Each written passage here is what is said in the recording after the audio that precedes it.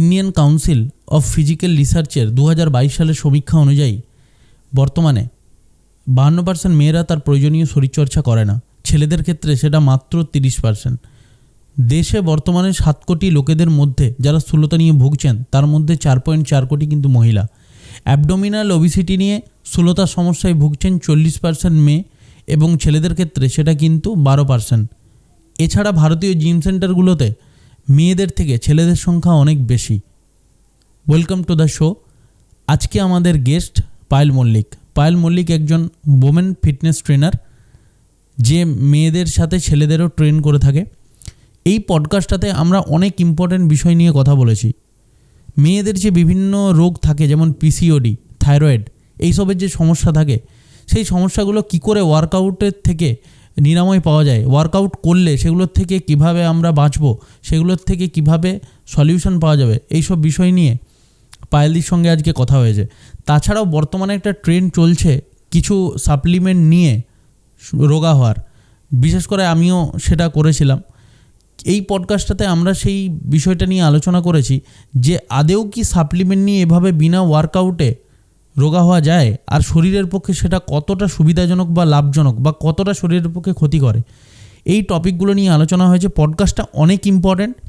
তার আগে তোমরা আনফিল্টার্ড বাই সৌভিক আর আনফিল্টার্ড বাই সৌভিক ক্লিপস এই চ্যানেলটা সাবস্ক্রাইব করে নাও, কারণ এই চ্যানেলের যে বড় পডকাস্টের ছোট ছোট ক্লিপস সেইগুলো আমরা আনফিল্টার্ড বাই সৌভিক ক্লিপস চ্যানেলে আপলোড করতে থাকি। পুরো পডকাস্টটা দেখো। ছেলেদের ক্ষেত্রে পডকাস্টটা ইম্পর্টেন্ট তো অবশ্যই, সঙ্গে মেয়েদের ক্ষেত্রে অনেক বেশি ইম্পর্টেন্ট। বিভিন্ন টপিক নিয়ে, ওয়ার্কআউট থেকে বিভিন্ন রোগ নিয়ে যে সলিউশন, সেটা কিন্তু আমরা এই পডকাস্টে আলোচনা করেছি। পুরো পডকাস্টটা দেখো, আশা করি কিছু শিখতে পারবে, কিছু জানতে পারবে। পুরো পডকাস্টটা দেখো। তুমি ফার্স্টে আমাকে বলো, এই যে তোমার যে ফিটনেস যে জার্নিটা, এটা তোমার স্টার্ট কীভাবে হয়েছিল, মানে তুমি কোথা থেকে বিলং করো অ্যাকচুয়ালি? দেখো, আমি বলতে গেলে মিডল ক্লাস ফ্যামিলি থেকে বিলং করি। আমার হোম টাউন ঝাড়গ্রাম, আর আমার বাড়ি শ্বশুর বাড়ি চন্দ্রকোনা টাউন। এবার বাই প্রফেশন আমি হাই স্কুল টিচার, তো বুঝতেই পারছো যে ফিটনেস নিয়ে আমার জিরো নলেজ বা ইন্টারেস্ট থাকাটাই স্বাভাবিক। তো যেখান থেকে আমার এই ইন্টারেস্টটা জাগে, ইন্টারেস্ট ঠিক বলবো না, মানে খুব দরকার, প্রয়োজন, নেসেসিটি। আমার সিজারিয়ান ডেলিভারির পরে যখন আমার ওভারওয়েট আমি হয়ে গেলাম, মানে ধরো অ্যাপ্রক্স 89 কেজি, ঠিক আছে, তখন আমার মনে হলো যে সুস্থ থাকার, ভালো থাকার জন্য যে হয়তো আমি জিম করে রোগা হব, ব্যাস এইটুকু। আমি খুব প্রয়োজন এবং নিরুপায় হয়েই তখন ভাবলাম একটু এক্সারসাইজ করব, হালকা হালকা একটু রোগা হব, দেখতে ভালো লাগবে, ওকে। এটা আমি নর্মালি আগেও ছিলাম, যেমন একটা স্লিম থাকা, ওভারওয়েট কখনোই ছিলাম না। তো সেই কারণে আমি প্রয়োজন ভিত্তিক আমার কিন্তু জিম জয়েন করা, ঠিক আছে। এবারে তুমি যদি বলো যে ওই জায়গা থেকে এখন এই জায়গাটা কিভাবে আমি এসেছি, ঠিক আছে, দ্যাট ইজ কল্ড প্যাশন, ঠিক আছে। ইন্টারেস্ট তখনই আমার জাগলো যখন আমি দেখলাম যে জিম করে বা ফিটনেসে এসে, ঠিক আছে, আমি হিউজ চেঞ্জেস নিজের মধ্যে দেখতে পাচ্ছি। তার সাথে সবথেকে বড় যেটা জিনিস না, যে একটা আইডেন্টিটি, একটা নিজের আইডেন্টিটি আমাকে নিজের গড়ে তুলতে সাহায্য করেছে কিন্তু ফিটনেস। আমাকে এখন কিন্তু সত্যি কথা বলতে সৌভিক, হাই স্কুল টিচার বলে খুব কমই চেনে। 95% মানুষ আমার ফিটনেসের জন্য চেনে, ঠিক আছে। তো ওখান থেকে আমি ভাবলাম তখন ফিটনেস নিয়ে পড়াশুনো করব। নিউট্রিশনটা যেমন খুব ইম্পর্টেন্ট, অ্যালং উইথ ফিটনেস, ঠিক আছে। আমি শুধু জিম করব, বডি বানাবো, তাহলে কিন্তু হবে না। অতএব 70% তোমার নিউট্রিশনটা ফ্যাক্টর। তো দুটো নিয়েই পড়াশুনো করলাম, দিয়ে ভাবলাম এটাকে আমি একটা ঝাড়গ্রামের মতো একটা ইন্টেরিয়ার এলাকা, রুরাল জায়গা, যেখানে সত্যি কথা বলতে এখনও হয়তো খুব কম মেয়েই ফিটনেস নিয়ে ভাবতে পারে। স্পেশালি কেন ভাবে না, যেটা আমি ফিল করেছিলাম, আমি যেখানে জিম করতাম ফিমেল ট্রেনার আমি পাইনি। এবার সবাই কিন্তু মেল ট্রেনার পছন্দ করে না, সে কমফর্ট ব্যাপারটা থাকে না। তখন ভাবলাম অ্যাজ এ ধরো ফিটনেস ট্রেনার আমি যদি সেই জায়গাটা কোনো বা একাধিক মেয়েকে দিতে পারি, যেটা আমি ফিল করেছিলাম আমার অসুবিধেটা, আমার কাছে যদি ফিমেল ট্রেনার থাকতো আমি হয়তো আরও ভালোভাবে নিজেকে নারিশ করতে পারতাম, কিন্তু পারিনি। যাই হোক, তো সেখান থেকে একটা প্রয়োজন থেকে আমার ইন্টারেস্ট জাগা। ফিটনেস নিয়ে আমি অনেক কিছু স্বপ্ন দেখেছিলাম, নিজে পড়াশুনো করলাম, সার্টিফাইড ফিটনেস ট্রেনার বলো, নিউট্রিশনিস্ট বলো, even expert on child nutrition also, ঠিক আছে। বাচ্চাদের নিউট্রিশনটাও দরকার হয়, কারণ আমার নিজেরও ছোটো মেয়ে আছে।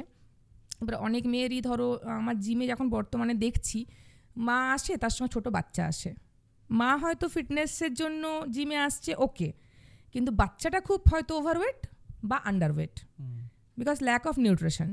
তো সেই জন্য তখন এটার উপরেও আমি একটা কোর্স করেছি চাইল্ড নিউট্রিশনের ওপরে, দিয়ে ইন্টারেস্টটা বাড়তে বাড়তে আমি এখন বর্তমানে ফিটনেস মান্ত্রার ওনার হিসাবে কাজ করছি, তার সাথে ট্রেনিংও করাই, নিজের ওয়ার্কআউটটাও আমি বজায় রেখে চলেছি। আচ্ছা আচ্ছা, আমাকে বলো যে জিম যে করব বা জিম যে মেয়েরা যে জয়েন করবে, মানে তার বেসিক্যালি 3টে কারণ কি, মানে কি কারণে আমি জিম জয়েন করব, তার 3টে কারণ কি হতে পারে? প্রথমত আমি বলবো জিমটা ভুলে যাও, বাড়িতেও কিন্তু ফিটনেস মেনটেন হয়, যেটা আমরা বলি হোম ওয়ার্কআউট। মানে জিমে আসতে হবে এটা কিন্তু জরুরি নয়। তো আমি যদি তোমার ফিটনেসের 3টে কারণ দেখাই মেয়েদের বিশেষ করে, যেটা বর্তমান দিনে, একটা হচ্ছে দেখো, যতদিন আমরা বাঁচবো সুস্থভাবে বাঁচবো। কেউ তো আর 100 বছর বাঁচতে চায় না বা বাঁচা সম্ভবও নয়, কিন্তু হ্যাঁ হাউ লং, যতদিন আমরা বাঁচবো সুস্থভাবে বাঁচবো। আর এক্ষেত্রে না মানে মেয়েদের, আমি যদি অ্যানাটমি দেখি, ঠিক আছে, হরমোনাল প্রবলেম বলো, এখন তো পিসিওএস, পিসিওডি, ডায়াবেটিস কি নেই, মেয়েদের ক্ষেত্রে এটা একটু বেশি দেখা যায়। এবার আফটার ধরো ডেলিভারি অনেক ইস্যু থাকে, আমিও ফিল করেছিলাম, সেগুলো আসে। অতএব একটা মেয়ের ক্ষেত্রে ফিটনেস আর প্রথম কারণ হচ্ছে সুস্থ থাকা, ভালো থাকা। কারণ সে যদি সুস্থ থাকে না, তবে সে তার ফ্যামিলি বলো বা তার চিলড্রেন বলো সবাইকে সুস্থ রাখতে পারবে, প্রথম কথা। দ্বিতীয় হচ্ছে রোগ মুক্ত থাকতে পারবে। 100% তুমি যদি বাড়িতে রেগুলারলি এক্সারসাইজ করো, ক্লিন একটা প্রপার মানে ডায়েট মেনটেন করো, তুমি কিন্তু জিমে না এসেও কিন্তু একটা সুস্থ স্বাভাবিক শরীর পাবে। এটা একটা ব্যাপার, রোগ থেকে অনেকটা দূরে থাকা যায়। মানে আমি এটা গর্ব করে বলছি না, আই এম 39, ঠিক আছে, হয়তো দেখে মনে হবে না, যাই হোক, কিন্তু মানে ভগবানের ইচ্ছা এবং ফিটনেসের জন্য এখনো পর্যন্ত কিন্তু আমি রোগমুক্ত। কারণ মানে এটা একটা 100% আমি দাবি করেই বলছি। আর 3টে হচ্ছে অবশ্যই, যেটা এখনকার দিনে মেয়েরা চায়, স্মার্ট অ্যান্ড সেক্সি লুক, দেখতে অবশ্যই ভালো লাগবে, অ্যাপিয়ারেন্স বেটার হবে, অ্যান্ড সেলফ কনফিডেন্স প্রচুর গ্রো করে।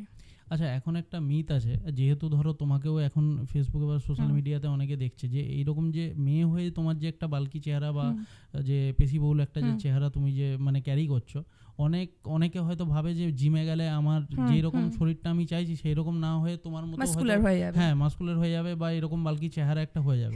তো এটা কতটা ধারণাটা ঠিক বা কতটা ভুল? 100%ই ভুল। এবার এটার আমি একটু এক্সপ্লেন করি, ঠিক আছে। দেখো, জিমে এসে বডি বানানো, এটা কিন্তু ডিপেন্ড করে তোমার হরমোনের উপরে, ঠিক আছে। আমি যদি তোমাকে ফর এক্সাম্পল ধরো তুমি জিম করছো, আমিও জিম করছি। এবারে male hormone testosterone, female hormone oestrogen, সবাই আমরা জানি বায়োলজিক্যালি। এইবারে একটা ছেলের যত তাড়াতাড়ি মাসল গ্রোথ হয় না, একটা মেয়ের কিন্তু হয় না। এবার তুমি তাহলে পাইলে তোমার কি করে হলো, ঠিক আছে। হ্যাঁ, এবারে আমার প্রসেসটা হচ্ছে, দেখো আমি ডায়েট মেনটেন করি, একটা হাই প্রোটিন ডায়েট মেনটেন করলে মাসল গ্রোথ হয়, এটা আমার ডায়েটের ক্ষেত্রে বললাম। দ্বিতীয়ত হচ্ছে supplementation, it is not about steroid, এটা স্টেরয়েড নয়, আমি সাপ্লিমেন্টের কথা বলছি। এখানে একটা মিথ আছে, এটা পরে ক্লিয়ার করছি। কিছু সাপ্লিমেন্ট আমি নিই যাতে আমার মাসলটা লস না হয়, মাসলটা ধরা থাকে, মানে প্রপারলি ওয়েল মেনটেন থাকে। আর 3 নম্বর যেটা হচ্ছে ওয়ার্কআউটের দিকে যদি আমি আসি, হেভি ওয়েট লিফটিং। তুমি যদি ওয়েট লিফটিং, একটা ধরো মেয়েকে আমি সে আমাকে এসে বললো যে ম্যাডাম আমি জেনারেল ফিটনেসে থাকতে চাই, আমি I am not interested in body building, তাকে আমার ডায়েটটা তার আলাদা হবে সম্পূর্ণভাবে জেনারেল ফিটনেসের জন্য, প্লাস তার ওয়ার্কআউট শিডিউল কিন্তু আলাদা হবে। সে যতটা পারবে হয়তো ফ্রি হ্যান্ড এক্সারসাইজ আমি করাই, খুব লাইটলি ওয়েট ট্রেনিং করাই। এখানে সারা জীবন যদি তাকে লাইটলি ওয়েট ট্রেনিং আমি করাই, কখনো 1%ও ছেলেদের মতো মাসল হবে না। আচ্ছা, যখন মাসল গ্রোথ হয় তখন কি কিছু হরমোনাল চেঞ্জেসের জন্যই কি মাসলটা গ্রোথ হয়? চেঞ্জেসের জন্য হয় না এটা বলবো না, ঠিক আছে। তুমি মেনলি ডায়েট, ইট ইজ মানে ফুললি গেম অফ ডায়েট। তুমি যখনই ডায়েটটা সেভাবে নেবে, মাসল বিল্ডিং বলে একটা ডায়েট হয়, যেখানে আমরা প্রোটিনটাকে প্রচণ্ড হাই রাখি, ঠিক আছে, কার্বোহাইড্রেটটা মডারেট থাকে, ফ্যাটটা মডারেট থাকে, তার সঙ্গে হেভি ওয়েট লিফটিং। তুমি যত হেভি ওয়েট লিফটিং করবে না, আর ডায়েটটা যদি এভাবে থাকে, মাসল বিল্ডিং ডায়েট থাকে, তোমার কিন্তু মানে আবার এক্ষেত্রে যদি বলি হ্যাঁ আমার মাসল আছে, আমি মাসল বিল্ডিং সব কিছু প্রপারলি মেনটেন করি, তবুও দেখবে একটা ছেলের কাছে আমি কিন্তু অনেক নগণ্য। সে যখনই বাইসেপ ফ্লেক্স করবে না, তার কাছে কিন্তু আমি একদম নগণ্য। এটাই হচ্ছে হরমোনাল ডিফারেন্স। এবার যদি আমি ওই জায়গাতে আসতে চাই, যেটা বেসিক্যালি আমরা দেখি না, যারা মানে মেয়েরা বডি বিল্ডিং স্টেজ খেলে বা যারা স্টেজ কম্পিট করে, ওদের কিন্তু স্ট্রাকচারটা পুরো মাস্কুলার হয়। ওখানে কিন্তু আমাকে তাহলে বাইরে থেকে মেল হরমোনটাকে ইনজেক্ট করতে হবে, তখন কিন্তু অলরেডি আমি ছেলেদের মতো শ্রেডেড হতে পারবো।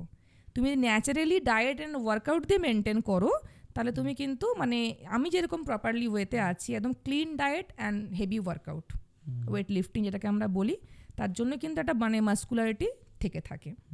এটা কিন্তু কোনো আমার জিমেও আছে যে ম্যাডাম আমি ওয়েট লিফটিং করবো না, কারণ কি, কেন করবে না? না আমার যদি বাইসেপ হয়ে যায় আপনার মতো। এটা একটা ভীষণ বড় মিথ যে আমি বলি যে ঠিক আছে আজকের ডেটে আমি যখন আজ আমার ধরো 6 ইয়ার্স অনগোয়িং আমার ফিটনেসে আসা, আর আজ থেকে বিগত 1 বছর আগে আমার কিন্তু মানে এতটা মাস্কুলার আমি ছিলাম না। কেন ছিলাম না? সেখানে আমি জেনারেল ফিটনেসটা মেনটেন করেছি, মানে স্ট্রেংথ ট্রেনিং করেছি, আমি আমার বডির স্ট্রেংথ বাড়িয়েছি, আমি আমার বডির ক্যাপাসিটি বুঝেছি, তারপরে কিন্তু আমি সুইচ করেছি বডি বিল্ডিংয়ে। দেন আমি ডায়েট চেঞ্জ করেছি, নিজের ওয়ার্কআউট চেঞ্জ করেছি। এবার আমি যদি এখনও সুইচ করতে চাই যে না আমি বডি বিল্ডিং করবো না, সাপোজ ধরো আমি জেনারেল ফিটনেসে থাকতে চাই, এগেন কিন্তু আমার আলাদা ডায়েট হয়ে যাবে, আলাদা ওয়ার্কআউট হয়ে যাবে। মানে এখন যখন আমি এখন বর্তমানে যদি 25 কেজি লিফট করি, তখন কিন্তু আমাকে 5 কেজিতে থাকতে হবে। This is the fact. Muscle loss হবে, তুমি একটা নর্মাল একটা ফেমিনিজম থাকবে, একটা ফিমেল চেয়ারে তুমি ফিরে আসতে পারবে। বাট আমার এখন তো টার্গেটটা তো বডি বিল্ডিং, এটা সেই জন্য আমি ওটাকেই এখন ধরো মেনটেন করে চলেছি।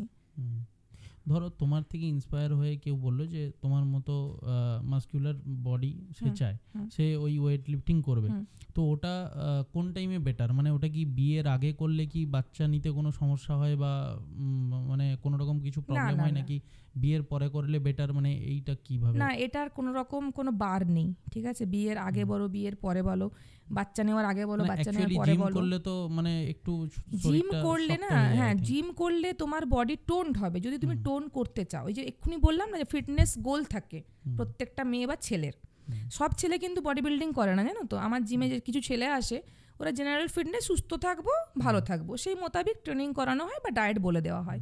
কেউ আবার হয়তো বডি বিল্ডিং চাইছে যে আমি বডি বানাবো, এটা একটু ডিফিকাল্ট, কারণ এর মধ্যে অনেক কিছুই ম্যাটার করে। তোমাকে ডায়েটের উপরে খরচা করতে হবে, তোমাকে সাপ্লিমেন্টের উপরে খরচা করতে হবে, দেন তোমাকে কিন্তু 2 ঘন্টা সময় ব্যয় করতে হবে। মানে ইটস ভেরি লাক্সুরিয়াস বডি বিল্ডিংটাকে বলি, ঠিক আছে? কোনো রকম মানে চিপেস্ট গেম নয়। তুমি জেনারেল ফিটনেস ইটস ওকে, তুমি ঘরের ভাত ডাল খেয়ে তুমি ফিটনেস মেনটেন করতে পারবে। যখন তুমি বডি বিল্ডিংয়ে চলে যাবে না, যে আমার একটা ভালো বডি চাই, লাইক ঋত্বিক রোশন, মানে ভীষণই এক্সপেন্সিভ একটা গেম, যার জন্য তোমার নর্মাল ডায়েটেও প্রচুর খরচা হয়। মানে তুমি নিজেই ভাবো, ঠিক আছে? মানে প্রোটিন বলতে গেলে যদি আমি সাপ্লিমেন্ট বাদ দিই, শুধু মাছ মাংস ডিমই বলি, পার ডে আমি 8টা করে ডিম খাই, তাহলে আমার কত ডিম লাগতে পারে? এটা আমি নর্মালটা একটা এক্সাম্পল দিলাম। তোমাকে ডায়েটে খরচা করতে হবে। আর মেয়েদের যে ব্যাপারটা, এখানে কোনো রকম হরমোনাল প্রবলেম হয় না। প্রথম কথা বলি, জিম করলে, এক্সারসাইজ করলে হরমোনাল ইমব্যালেন্স ঠিক হয়। যাদের কনসিভ করতে প্রবলেম হচ্ছে, ফ্যাটি লিভার বলো, পিসিওএস বলো, পিসিওডি, এগুলো কিওর হয়। প্রত্যেকটা ডাক্তারের কাছে তুমি খবর নিয়ে দেখতে পারো, মেয়েদের তো এখন 90% এই মানে সাফারগুলো করছে। তো প্রেগনেন্সি আসছে না, পিসিওএস, পিসিওডি, ফ্যাটি লিভার, তো সেই ক্ষেত্রে কিন্তু ডাক্তার বলে আপনাকে ওয়েট লস করতে হবে। আর ওয়েট লসের ফান্ডাটা কি? ঘরে বসে তো হবে না, ঘরে বসে যদিও বা হয়ে যায়, আমাকে ডায়েট মেনটেন করতে হবে। আর জিম হচ্ছে এমন একটা জায়গা না, তুমি জানবে, যেখানে তুমি অ্যাট এ টাইম ট্রেনিংয়ের জন্য ট্রেনার পাবে, তোমাকে গাইড করতে হবে, গাইডেন্স পাবে, তুমি নিউট্রিশন নিয়ে অনেক নলেজ গ্যাদার করতে পারবে, প্লাস তোমার ইকুইপমেন্ট দরকার।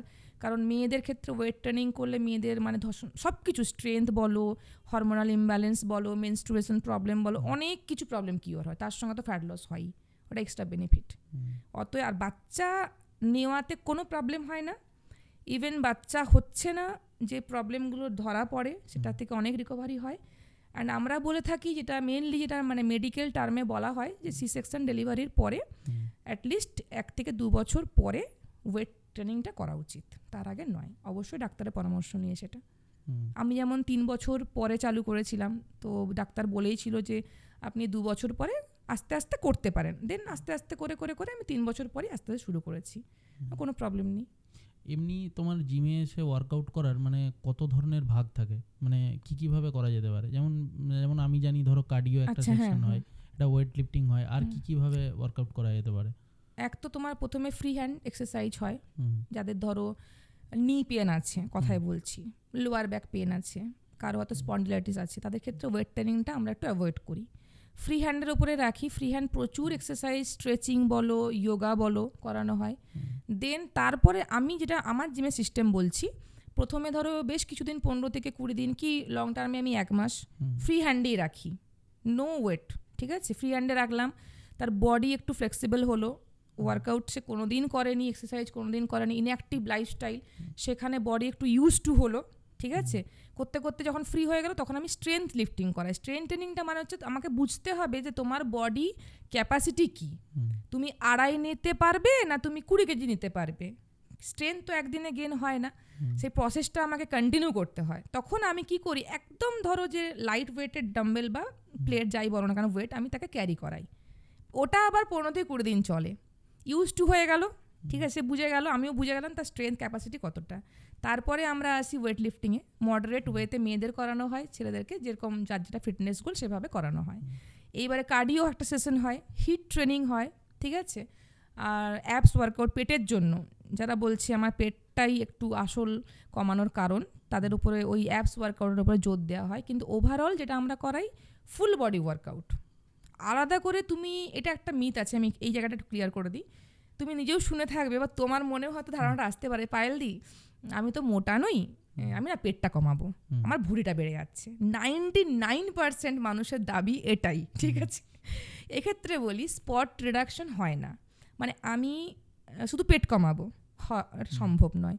আমি শুধু আমার না হাতটা রোগা, আমি না একটু হাতটা বাড়াবো, এটা হয় না, ঠিক আছে। আমরা মেনলি পুরো তোমাকে ফ্যাট লস, যাদের পেট কমাতে হবে বা কমানোর যে ব্যাপারগুলো থাকে পুরোটাই ফ্যাট লস।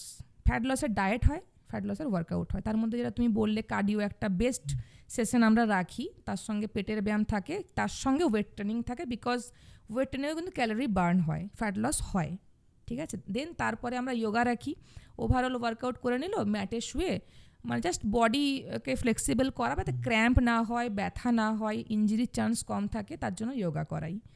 এবারে ওভারঅল ফ্যাট লস হলো। আর গেনিং যেটা, যে আমি শুধু হাত বাড়াবো, আমার আর কি দরকার নেই। ছেলেদের দাবি থাকে যে একটু টি শার্ট পরবো, আমার বাইসেপটা না ফুলে যায় ম্যাডাম। এবারে এটার জন্য বলি, গেনিংয়ের জন্য তোমাকে খেতে হবে। ফ্যাট লসে ক্যালোরি ডেফিসিট রাখতে হয়, মানে আমি যে ক্যালোরি রোজ ইনটেক করছি তার থেকে আমি বেশি জিমে বার্ন করব, তোমার ফ্যাট লস হবে। আর গেনিং হচ্ছে ক্যালোরি সারপ্লাস, মানে আমি যত ক্যালোরি খাবো না তার থেকে অনেক কম কিন্তু আমাকে বার্ন করতে হবে জিমে গিয়ে। এটা কিন্তু একদম প্রপোর্শনেট, মানে একদম ক্যালকুলেটিভ ওয়েতে তোমাকে মেনটেন করতে হবে। আমি যেমন যখন 89 কেজি ছিলাম না, ওখান থেকে আমি ফ্যাট লস করেছিলাম 54-এ। ভাবো হাউ মাচ ইজ দিস, 54। এবার আমার হাইট থেকে, মানে হাইট অনুযায়ী ওয়েট অনেকটা কমে গিয়েছিল, দেখতে বাজে লাগছিল। এগেন সেখান থেকে আমি ওয়েট গেন ডায়েট চালু করি আর ওয়েট লিফটিং, সেখান থেকে নাও আই এম 69। আমি যদি বলতাম না না শুধু আমার মুখটা না দেখতে বাজে লাগছে, মুখটা শুকিয়ে গেছে, মুখটা একটা গ্লো ভাব আনবো, এরকম হয় না। এটা খুব একটা বিশাল বড় মিথ যে আমি এসে শুধু ভুঁড়ি কমাবো, আর কিছু দরকার নেই আমার। কিন্তু তাকে আমি বা তাদেরকে আমি একটা কথাই বলবো, ওভারঅল রেগুলার মানে এক্সারসাইজ করো আর একটা ক্লিন ডায়েট মেনটেন করার চেষ্টা করবে। কনসিস্টেন্সি হচ্ছে সব থেকে বড় জিনিস, তোমাকে জিনিসটাকে ধরে রাখতে হবে। একদিন গেলাম, দুদিন গেলাম না, আজকে বৃষ্টি হচ্ছে যাবো না, আজকে গরম যাবো না, আজকে বাড়িতে খাসি মাংস হচ্ছে খাবো দাবো ঘুমোবো যাবো না, এটা কিন্তু নয়। মানে একটা ইন শর্ট যদি বলি, ফিটনেস কিন্তু একটা সাধনার জিনিস, জানো তো। তুমি যেরকমভাবে ভক্তি ভরে, মন্দিরে তো আমরা সবাই যাই, কিন্তু মন্দিরে গিয়ে ঠাকুরকে প্রণাম করার ধরন সবার কিন্তু আলাদা হয়। তুমি হয়তো এরকম করে নিলে, কেউ আবার এরকম করে করলো, কেউ আবার সুন্দর করে মানে করেই যাচ্ছে, আমরা হয়তো তা ভাবি বাবা কী এত প্রণাম করছে, কিন্তু তার যে ভক্তিনিষ্ঠা সেই লেভেলে কিন্তু আমরা পৌঁছতে পারছি না।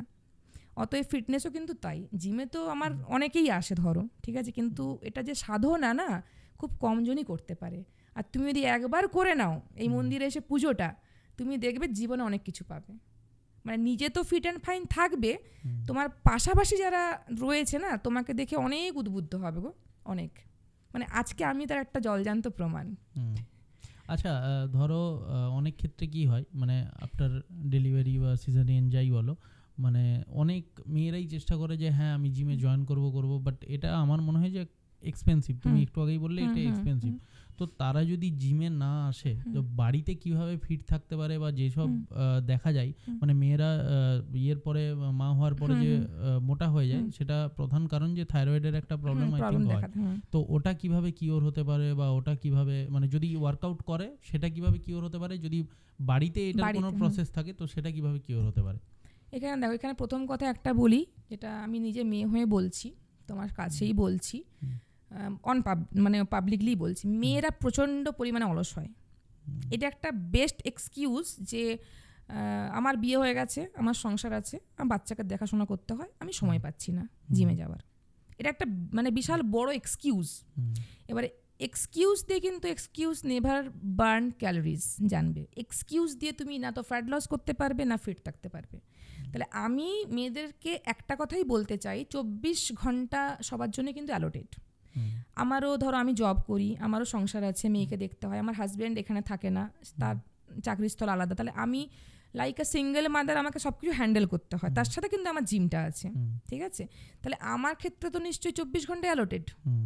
অতএব টাইম ম্যানেজমেন্টটা কিন্তু ইম্পর্টেন্ট।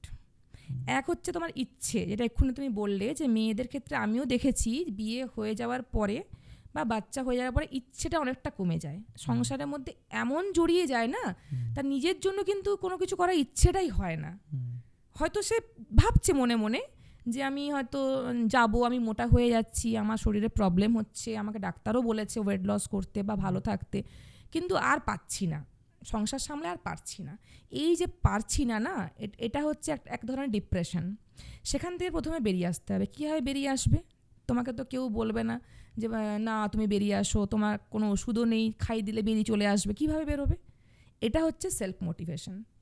তুমি নিজেকে, একটা মানুষ সারাদিনে তো 2-3 বার নিজেকে আয়নায় দেখার সুযোগ পাই, তোমাকে নিজেকে আয়নায় দেখতে হবে এবং ভাবতে হবে যে আমি কোন জায়গায় ছিলাম, আজকে কোন জায়গায় আছি, আর আগামী দিনে আমি কোন জায়গায় থাকতে পারি।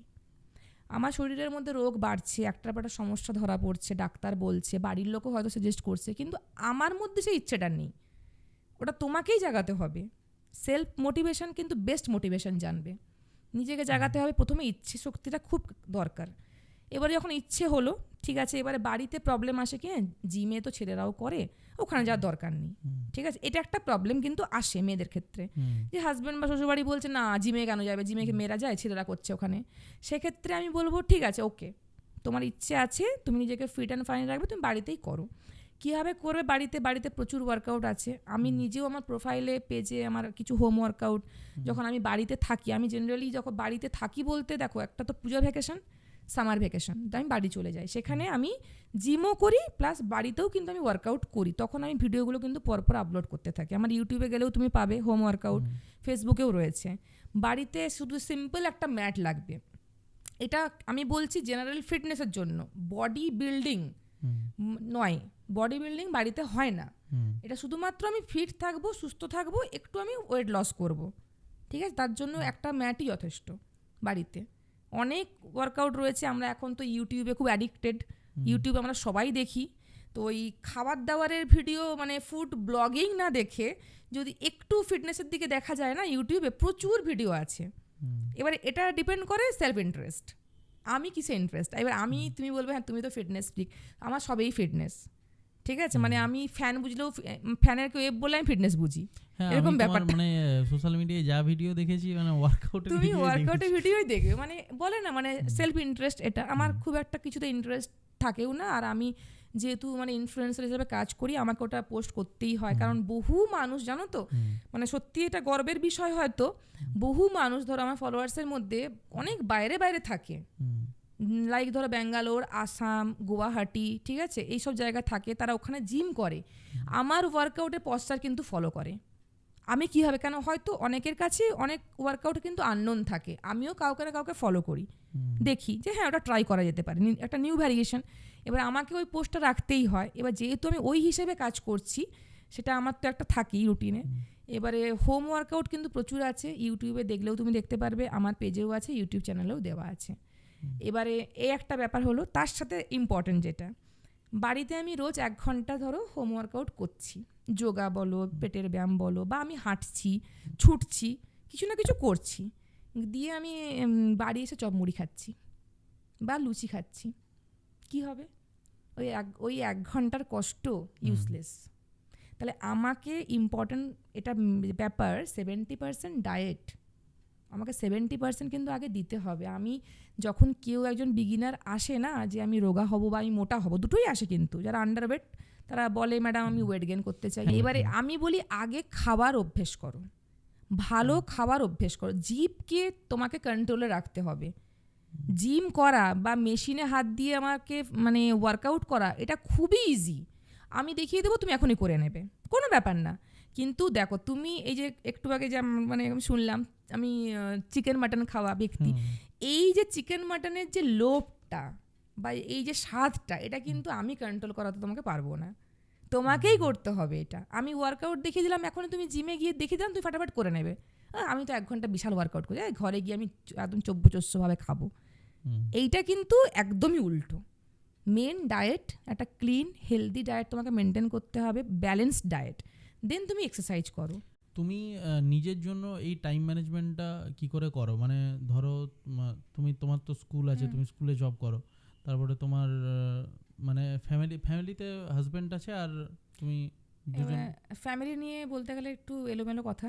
মানে ধরো এখানে হচ্ছে আমার বাপের বাড়ি ঝাড়গ্রামে, আর আমার শ্বশুর বাড়ি চন্দ্রকোনা টাউন, নিজের বাড়ি মেদিনীপুর। আচ্ছা, এবার একটু এলোমেলো। এবার এটা মানে বিয়ের আগে চাকরি, যেহেতু বাড়ির কাছে স্কুল নিয়েছি, তারপরে বিয়ে হলো চন্দ্রকোনা টাউন আমার শ্বশুর বাড়ি, কিন্তু আমার হাজব্যান্ড জব করে গোয়ালতোড়, হাই স্কুল টিচার। তো মাঝখানে আমাদের সেন্টার প্লেস হচ্ছে মেদিনীপুর, সেখানে আমাদের নিজস্ব বাড়ি আছে। এবারে ম্যানেজমেন্ট, টাইম ম্যানেজমেন্ট যদি বলি তোমাকে, আমি এটা যে যার মতো করে ভাগ করে নেয়।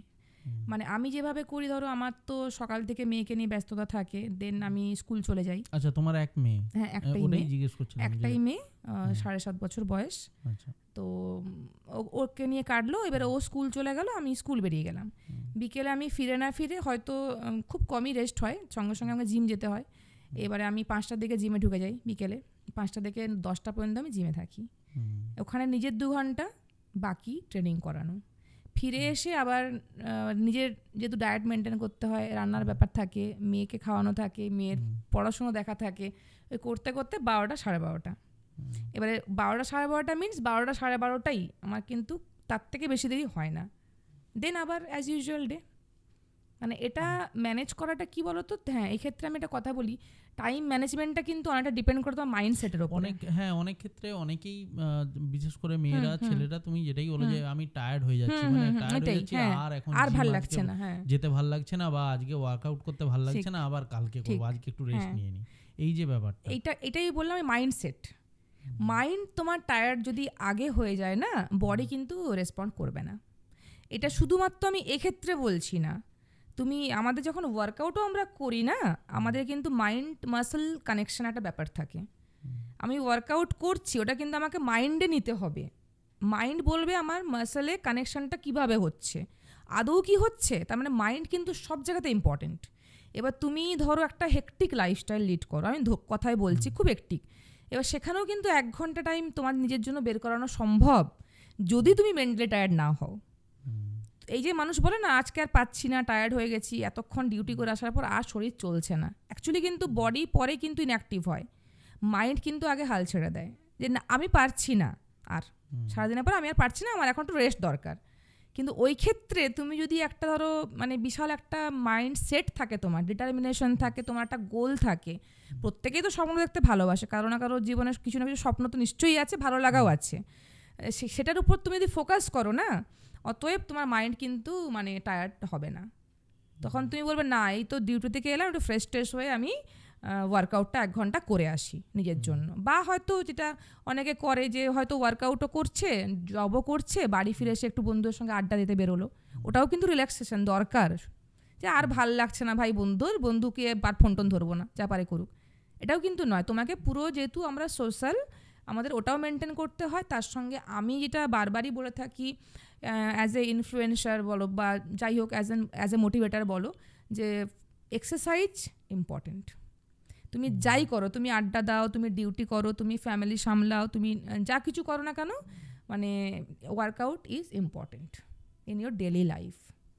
তোমার ডায়েট প্ল্যানটা কি, বা একটা সাধারণ মানুষের ডায়েট প্ল্যান কি হওয়া উচিত যদি ওয়ার্কআউট বেসিক্যালি সে করতে পারছে না বা কিছু প্রবলেম আছে বা যেতে চাইছে না, তবুও যদি সে একটা মানে হেলদি লাইফস্টাইল লিড করতে চায়, তার মেনলি ডায়েট প্ল্যানটা কি হওয়া উচিত? তোমারটা আগে বলো, তুমি কিভাবে ডায়েট প্ল্যানটা তুমি নিজে সাজিয়েছো, দেন তুমি এই ডায়েট প্ল্যানটা বলবে। দেখো আমার ডায়েট প্ল্যান বললে আমি একটা কথাই বলবো যে যদি ওয়ার্কআউট কেউ না করে বা যদি তার বডি বিল্ডিং টার্গেট না হয়, এটা যেন কেউ ফলো না করে। কারণ আমার যেহেতু হাই প্রোটিন ডায়েট তোমাকে একটু আগেই বললাম, এবার প্রোটিন জিনিসটা আমি আসি, এক্ষেত্রে তোমাকে একটু ক্যাটাগরাইজ করতে হবে যে আমাদের ব্যালেন্সড ডায়েটটা কি হয়। মানে প্রোটিন, কার্বোহাইড্রেট, ফ্যাট, এটা তিনটে সম্বন্ধে আমরা ওয়াকিবহাল, ঠিক আছে? অতএব আমার ডায়েটটা যেভাবে শুরু হয়, আমি সকালে ধরো উঠলাম, ঠিক আছে, আমি এমটি স্টোমাকে অনেক কিছু খাই। ওটা কিন্তু কোনো ওয়ার্কআউট পারপাসে না, ওটা আমার স্কিন পারপাসে, ঠিক আছে? মানে আমার কাছে ফিটনেসটা তুমি যদি বলো যে মাথার চুল থেকে পায়ের নখ পর্যন্ত ভালো থাকা, আমি এই যে ধরো যেভাবে তুমি আমাকে আজকে দেখছো না অ্যাট প্রেজেন্ট, এই বডিটা বানাতে গেলে আমার 2 মাস সময় লাগতো। 2 মাস আমি বানিয়ে নিতাম। আমাকে এত 1 বছর ধরে ওয়ার্কআউটও করতে হতো না, আমার ডায়েটও মেনটেন করতো না, 2 মাসে একদম ইজি হয়ে যেত। ওটা হচ্ছে আর্টিফিশিয়াল ওয়েতে। তাতে কি হয়, তোমার স্কিন ড্যামেজ হবে, তোমার ইন্টারনাল অর্গানে অনেক প্রেশার পড়ে, প্রবলেম হয়, আর পরবর্তীকালে তোমার অনেক সাইড এফেক্ট ধরা পড়বে। তাহলে হেন্সফোর্থ কী হবে, আমার ফিটনেসের মানেটা কি হলো, 2 মাসে বডি বানালাম, লোককে দেখালাম, তারপরে সব শেষ, ঠিক আছে? এবারে ব্যাপারটা এটা হয়ে থাকে অনেক ক্ষেত্রে, সে ব্যাপারেও পরে আসছি, কিন্তু আমার ক্ষেত্রে হচ্ছে পুরো ন্যাচারাল। মানে আমি একটা ভালো ফিজিকও রাখবো, আমি বডি বিল্ডিংয়ে আমি পরে ধরো স্টেজ খেলার জন্য প্রিপারেশন নিচ্ছি, সেটাও আমার চলবে। আর আমার ধরো যেটা মেনলি মেয়েদের ক্ষেত্রে হয়, তোমার স্কিন অ্যান্টি এজিং, যেহেতু এজ যত তোমার গ্রোয়িং এজ হবে তোমার এই জিনিসগুলো প্রবলেম হতে থাকে, তো আমাকে এখন থেকে মেনটেন করতে হয়। তাহলে আমি ওভারঅল সব কিছু মেনটেন করাকে ফিটনেস মনে করি।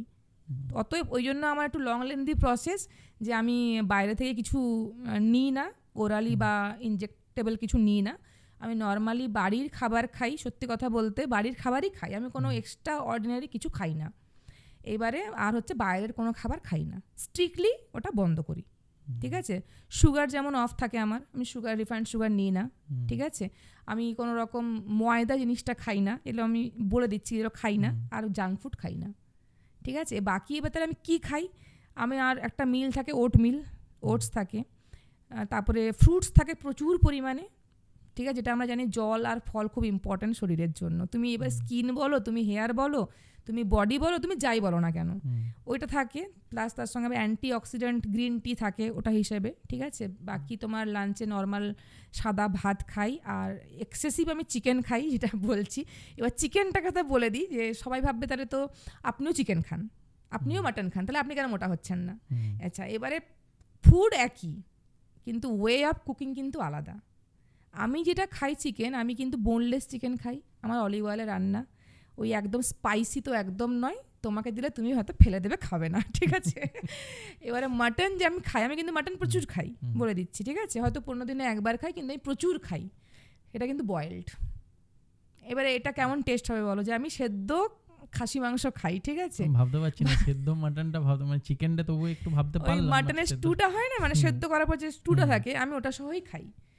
আর বাকি সারাদিনে আমার 8-9টা ডিম থাকে, ডিমের মধ্যে বলে দিই একটা হোলে। কুসুম খাওয়াটা খুব প্রবলেমেটিক আমাদের ক্ষেত্রে বলে নয়, যাদের কোলেস্টেরল রয়েছে তার ক্ষেত্রে কুসুমটা অ্যাভয়েড করতে বলে ডাক্তার। ওটা 8-9টা, মানে 9টা যে ফুল এগ তা নয়, মানে কুসুম ছাড়াই আমি 8টা, বাকি একটা হোল এগ খাই, ঠিক আছে? কারণ কুসুমের মধ্যে হেলদি ফ্যাট থাকে, ওটাও মেনটেন করতে হয়। অলিভ অয়েলে রান্না করি, এই কারণে অলিভ অয়েলে হেলদি ফ্যাট থাকে, স্কিনের গ্লোটা বজায় থাকে।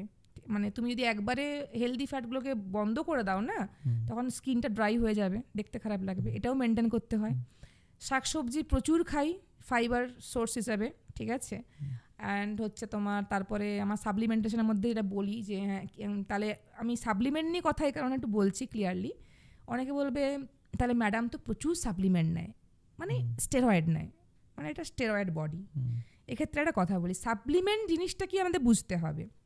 আচ্ছা, একটা বাচ্চা, মানে চিলড্রেন বলছি, বাচ্চা নয় তো, হরলিক্স খাওয়াই তো আমরা, জুনিয়র হরলিক্স খাওয়াই তো, ওটা কিন্তু সাপ্লিমেন্ট।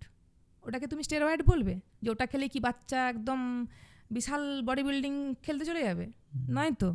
ইনফ্যান্টকে কিন্তু আমরা ফর্মুলা পাউডার খাওয়াই, ওটাও কিন্তু এক ধরনের সাপ্লিমেন্ট। সাপ্লিমেন্ট মানে হচ্ছে যেগুলো আমরা ন্যাচারাল ফুড থেকে নিতে পারি না, হয়তো ধরো আমার প্রোটিন রিকোয়ারমেন্ট হচ্ছে যে আমাকে সারাদিনে 12টা ডিম খেতে হবে, আমি খেতে পাচ্ছি না, ঠিক আছে, বা আমার টাকা নেই অত, সেখানে আমরা 1 স্কুপ হোয়ে প্রোটিন ইউজ করি। 1 স্কুপ হোয়ে প্রোটিনে 26 গ্রাম প্রোটিন থাকে, তাহলে আমার 4টে কি 5টে ডিমের রিকোয়ারমেন্ট 1 স্কুপে আমার ফুলফিল হয়ে যাচ্ছে। This is supplement. Multivitamin, overall বডির জন্য মাল্টিভিটামিন খুব দরকার, কারণ আমরা প্রত্যেকটা ফুডে কি ভিটামিন কি মিনারেল রয়েছে ক্যালকুলেট করতে তো পারি না, খাওয়াও সম্ভব নয় একটা ডেলি লাইফে। ওই একটা মাল্টিভিটামিন ট্যাবলেটে আমার সমস্ত ভিটামিন মিনারেলসও চলে আসছে। ক্যালসিয়াম, যে জয়েন্ট পেন হয় একটা বয়সের পর অ্যাবাভ 30, সেটাকে রিকভার করার জন্য ক্যালসিয়াম, ঠিক আছে, এইগুলো হচ্ছে সাপ্লিমেন্ট। তাহলে আমি এই ন্যাচারাল সাপ্লিমেন্টগুলো ইউজ করি, যার সাথে বডি বিল্ডিংয়ের কোনো সম্পর্ক প্রকৃতপক্ষে নেই, ডিরেক্টলি নেই, কিন্তু হ্যাঁ একটা তোমার মানে বডিতে গ্লো থাকবে, একটা স্ট্যামিনা থাকবে, তোমার সারাদিন অ্যাক্টিভ রাখবে, তোমার স্ট্রেংথ ভালো হবে, এগুলো কিন্তু ইনডিরেক্টলি মানে কোরিলেটেড জিনিসগুলো। এই জিনিসগুলো তুমি কখন নাও, মানে সকাল থেকে? টাইমিং আছে, হ্যাঁ, সকাল থেকে রাত পর্যন্ত। খাওয়ার রুটিন তাহলে সকালে উঠে তুমি? সকালে উঠে আমি ওট মিল নিই, ঠিক আছে, দেন ধরো আমার ক্যালসিয়াম মাল্টিভিটামিন থাকে সাপ্লিমেন্টে, তারপরে আমি লাঞ্চে চলে যাই, যেটা রাইস নর্মালি বললাম বাড়ির খাবার, তবে আমার কোনো রান্নায় কিন্তু মানে সর্ষের তেল বা রিফাইন্ড তেল ইউজ হয় না, ওটা অলিভ অয়েল ইউজ হয়, যাই খাই না কেন আমি ওটা খেলাম। তারপরে আমার 2টো সাপ্লিমেন্ট থাকে আরও, যেমন আমি নিই তোমার ডিটক্স একটা নিই। ডিটক্স কী কারণে নিই এটা এখানে বলে দিই। ডিটক্স মানে হচ্ছে আমি যেহেতু মানে হেভি প্রোটিন ইনটেক করছি, তো আমার কিডনি লিভারে অনেক সময় প্রেশার পড়তে পারে যদি আমি জল ঠিকঠাক না খাই, যদি আমি নিজের শরীরের টক্সিন ক্লিয়ার না করি, ওটার জন্য সাপ্লিমেন্ট ডিটক্স, ঠিক আছে, ওইটার সাপ্লিমেন্ট নিই। দেন তারপরে তার ওই লাঞ্চ আর ব্রেকফাস্টের মাঝখানে আমি ফল খাই। ফলের মধ্যে কি থাকে, 250 গ্রাম পেঁপে থাকে, ঠিক আছে, একটা আপেল থাকে, একটা অরেঞ্জ থাকে, আর তোমার হয়তো একটা মৌসম্বি থাকে, সিজনাল ফ্রুট, ওটা খাই। তারপরে আমি স্কুল থেকে ফিরে এসে আমি ব্রেড নিই, আমি প্রি ওয়ার্কআউট মিল নিই, যেহেতু ওয়ার্কআউটে করার আগে একটা মিল দরকার। ব্রেড, পিনাট বাটার, হয়তো 2-3টে কলা, 1 বাটি ছানা। দেখছো আমি কত খাই, তার মানে বুঝতে পারছো তো। চলে গেলাম ওয়ার্কআউট, 2 ঘন্টা ওয়ার্কআউট চললো, তারপরে আমি যেটা সাপ্লিমেন্ট বলছি হোয়ে প্রোটিন পাউডার, ওটার পরে, ঠিক আছে, ওটা নিই। দেন আমি বাড়ি ফিরে গ্রিন টি খাই, ঠিক আছে, একটু ড্রাই কার্বস নিই, ড্রাই কার্বস বলতে একটু শুকনো চিড়ে ভাজা খাই। তারপর রাতে আমার কার্বোহাইড্রেট, 0 কার্বোহাইড্রেট ডিনার থাকে, ধরো 250 গ্রাম চিকেন, শুধু 250 gram chicken and 6 egg whites, একটা শসা। রাতে ভাত, রুটি, এগুলো কার্বোহাইড্রেট সোর্স, ওটা আমি রাত্রে রাখি না। এটা কিন্তু আমার ডায়েটে বললাম, বাকি নর্মাল, হ্যাঁ নর্মাল ডেলি লাইফে কিন্তু রাখতেই পারে, যদি শুধুমাত্র ফ্যাট লস আর এক্সেসিভ ওবিজ, তাদের জন্য আমি বলি রাত্রে কার্বোহাইড্রেট না রাখাই বেটার। ওই জায়গাতে ধরো, বা যদি রাখতেও চায়, এটা তার বাড়ির একটা ট্র্যাডিশন, হয়তো ভাত রুটি হয়, ভাত বন্ধ করো, একটা রুটি খাও। কেউ হয়তো 6টা রুটি খেতে অভ্যস্ত, তাকে বলি তুমি 2টো খাও, কারণ কোয়ান্টিটি ইম্পর্টেন্ট। তুমি তো একবারে ধরো ডায়েট মানেটা কি হচ্ছে, মানে সব কিছু খাবারকে তুমি তার লিস্ট থেকে বাদ দিয়ে দিলে না, সে ট্রমাতে চলে যাবে, যা আমি এত কিছু খেতাম, কিছু খেতে পারবো না, মানে তার জিমের প্রতি একটা ফোবিয়া চলে আসবে। তো ডায়েটটা কীভাবে একটু মানে কেয়ারফুলি অ্যান্ড প্লেফুলি হ্যান্ডেল করতে হয় বলো তো, যে তুমি কি খাও সারাদিনে। আগে আমি জানলাম, তার লাইফস্টাইল সম্বন্ধে অবগত হলাম, ওখানে মনে হলো যে হয়তো সে সারাদিনে প্রতিদিন 2টো করে মিষ্টি খায়, তাহলে আমার ফার্স্ট কারেকশন থাকবে ওই 2টো মিষ্টিকে একটাতে নামানো। তাকে যদি বলে দেয় এই মিষ্টি খাওয়া যাবে না, মিষ্টি একদম বন্ধ, নাহলে ফ্যাট লস হবে না, তো সে তখনই ট্রমাতে চলে যাবে। যে এত বছর মিষ্টি খেতে অভ্যস্ত, তাকে যদি আমি একদিনে বলি যে চেঞ্জ ইউর লাইফস্টাইল, মানে হঠাৎ করে কোনো কিছু বন্ধ করা যাবে না, উচিত নয়। আচ্ছা যদি ধরো এই আমি যেটা তোমাকে কোশ্চেনটা বারবার করছি, ধরো এই যে নর্মাল মানুষ, ধরো আমার তুমি শরীর থেকে বোঝাচ্ছ আমি কত ওয়ার্কআউট করি, এবার আমি ধরি তোমার কাছে, ধরো আমি প্রথমবার গেলাম, আমি তোমাকে বলবো যে আমার একটা এরকম ডায়েট প্ল্যান লাগবে, কিন্তু আমার সময় হচ্ছে না ওয়ার্কআউট করা, তো একটা সাধারণ মানুষের ক্ষেত্রে ডায়েট প্ল্যানটা প্রপার কি হতে পারে? সাধারণ মানুষের ডায়েট প্ল্যানটা হবে ব্যালেন্স ডায়েট। তোমার যেটা আমি বললাম, তুমি সকালে ওটমিল নিতে পারো, সবার জন্যই ভালো এটা, তুমি ওয়ার্কআউট করো বা না করো, ক্লিন ডায়েটটা সবার জন্য ভালো। ওতে কী হবে, তোমার ন্যাচারালি ফ্যাট লসটাও আস্তে আস্তে হবে না কিন্তু তা নয়, আর তোমার শরীর ভালো থাকবে।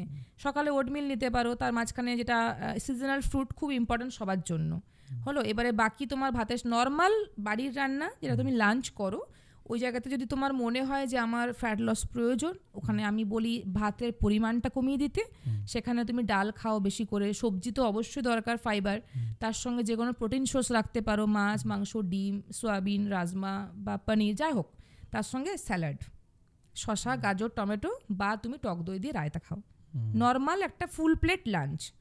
দেন তারপরে তুমি, অনেকে বিকেলে খায় না, বিকেলে খাওয়ার অভ্যেস নেই, ঠিক আছে, হয়তো চা বিস্কুট খেয়ে নিল শুধু, কিন্তু বিকেলে একটা তোমার ইভিনিং স্ন্যাক মিল দরকার। সেখানে তুমি কি রাখতে পারো? অধিকাংশ দেখি তো বাইরে গিয়ে রোল, চাউমিন এসব খাচ্ছে, ঠিক আছে, কিন্তু যদি তুমি সত্যি বলতে চাও যে আমি একটা হেলদি লাইফস্টাইল লিড করতে চাই, দেন তুমি বাড়িতে ছোলা সিদ্ধ খেতে পারো, কাঁচা ছোলা দিয়ে চানা করে খেতে পারো, স্প্রাউট খেতে পারো, মুগ সেদ্ধ খেতে পারো, ওটা একটা ইভিনিং স্ন্যাক হয়ে গেল। এবার তুমি যাদের চা খাওয়া অভ্যেস তাদেরকে আমি একটা কথাই বলি যে দুধ চিনি ছাড়া চা খেতে পারলে ভালো। দুধ ছাড়া যদি না খেতে পারো, চিনিটা বন্ধ করো। চিনি যদি বন্ধ করতে না পারো, সিম্পল গুড় ইউজ করো, জ্যাগারি পাউডার বা আর্টিফিশিয়াল সুইটনার, ঠিক আছে। এবার ডেলি ইনটেক তোমাকে কমাতে হবে। কেউ 4 বার চা খায় দিনে, সেখানে 2 বার, 2 বারের জায়গায় সারাদিনে 1 বার, ব্যাস এইটুকু। আর রাতে নর্মাল তুমি ডালিয়া খেতে পারো, সমস্ত সবজি দিয়ে ডালিয়া খেতে পারো, তুমি রুটি খেতে পারো। যেখানে ফ্যাট লসের ব্যাপার হলে আমি এক্ষুনি বললাম যে কার্বোহাইড্রেট সোর্সটা কমাতে হয়। কেউ 6টা খেলে সে হয়তো 2টো খেলো। এবারে আমাকে এখানে একটা কোয়েশ্চেন বলে দিই। আমি যখন বলি, হয়তো ধরো একটা মেয়ে বা ছেলে খুব মোটা, এবারে সে রাত্রে 6টা রুটি খায়, তাকে যখন আমি বলেছি যে তুমি 2টো খাবে, বলে ম্যাডাম পেট তো ভরবে নি, এভাবে সে বলছে আমাকে। আমি বললাম ভরবে নি? বলছে না, কি করে ভরাবো? আমি বললাম শোন, তুই তোর ডায়েট থেকে 4টা রুটি বাদ দিলাম, ঠিক আছে, বেশ, তোর 2টোতে পেট ভরবে না, স্বাভাবিক কথা। তাহলে কি খাবি? তাহলে রুটির সঙ্গে তুই কী খেতিস বল? বলে আমি তড়কা খেতাম। তাহলে ওর ডায়েটটা হচ্ছে 6টা রুটি, 1 বাটি তড়কা, আর কিন্তু কিছু নেই। আচ্ছা ঠিক আছে, বেশ, আমি শুনে নিলাম। তাকে বললাম তুই 2টো রুটি খাবি, 1 বাটি তড়কা ওটাই নিবি, এমন নয় যে 2টোর জন্য কমিয়ে দিতে হবে। তার সঙ্গে তুই 1 বাটি ডাল রাখবি, 1 বাটি সবজি রাখবি, আর 1 বাটি স্যালাড রাখবি। এতে কি তোর পেট ভরবে? বলে এই তো অনেক হয়ে গেল ম্যাডাম। ঠিক আছে, তাহলে আমি কি করলাম, ওর কার্বোহাইড্রেট সোর্সটা যেটা স্টোরড ফ্যাট হিসেবে জমা হয় বা হয়েছে এতদিন, ওখান থেকে আমি একটু কমিয়ে দিলাম। বাকি যে ঢোকালাম তার মধ্যে ফাইবার আছে, সবজি, ডাল আছে, প্রোটিন সোর্স, স্যালাড তো পুরোটাই মানে একটা মানে ম্যাক্রোনিউট্রিয়েন্ট বলতে পারো, ঠিক আছে। তো ওটা একটা ভালো সোর্স ফাইবারের জন্য। শসা, টমেটো, যেটা তোমার টমেটো, শসা, গাজর যেটা খায় আর কি।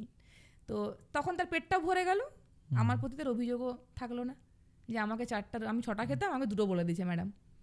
এইটা হচ্ছে সিম্পল ব্যাপার, তুমি কিভাবে তোমার ডায়েট প্ল্যানটা। আর ন্যাচারাল যারা নর্মাল ডেলি লাইফে ন্যাচারাল একটা লাইফ লিড করে, তাদের জন্য আমি বারবার বলি বাড়ির নর্মাল খাবার খাও, কম কম খাও, বারে বারে খাও, আর বাইরের জাঙ্ক ফুড টোটালি পারলে বন্ধ করো। 1 মাস বন্ধ করো, যখন নিজের মধ্যে চেঞ্জ দেখতে পাবে তখন নিজে আপনা থেকে তোমার ওটা অভ্যেস হয়ে যাবে। আর ডায়েটটা হচ্ছে কী বলতো, সেলফ প্র্যাকটিস, অভ্যেস।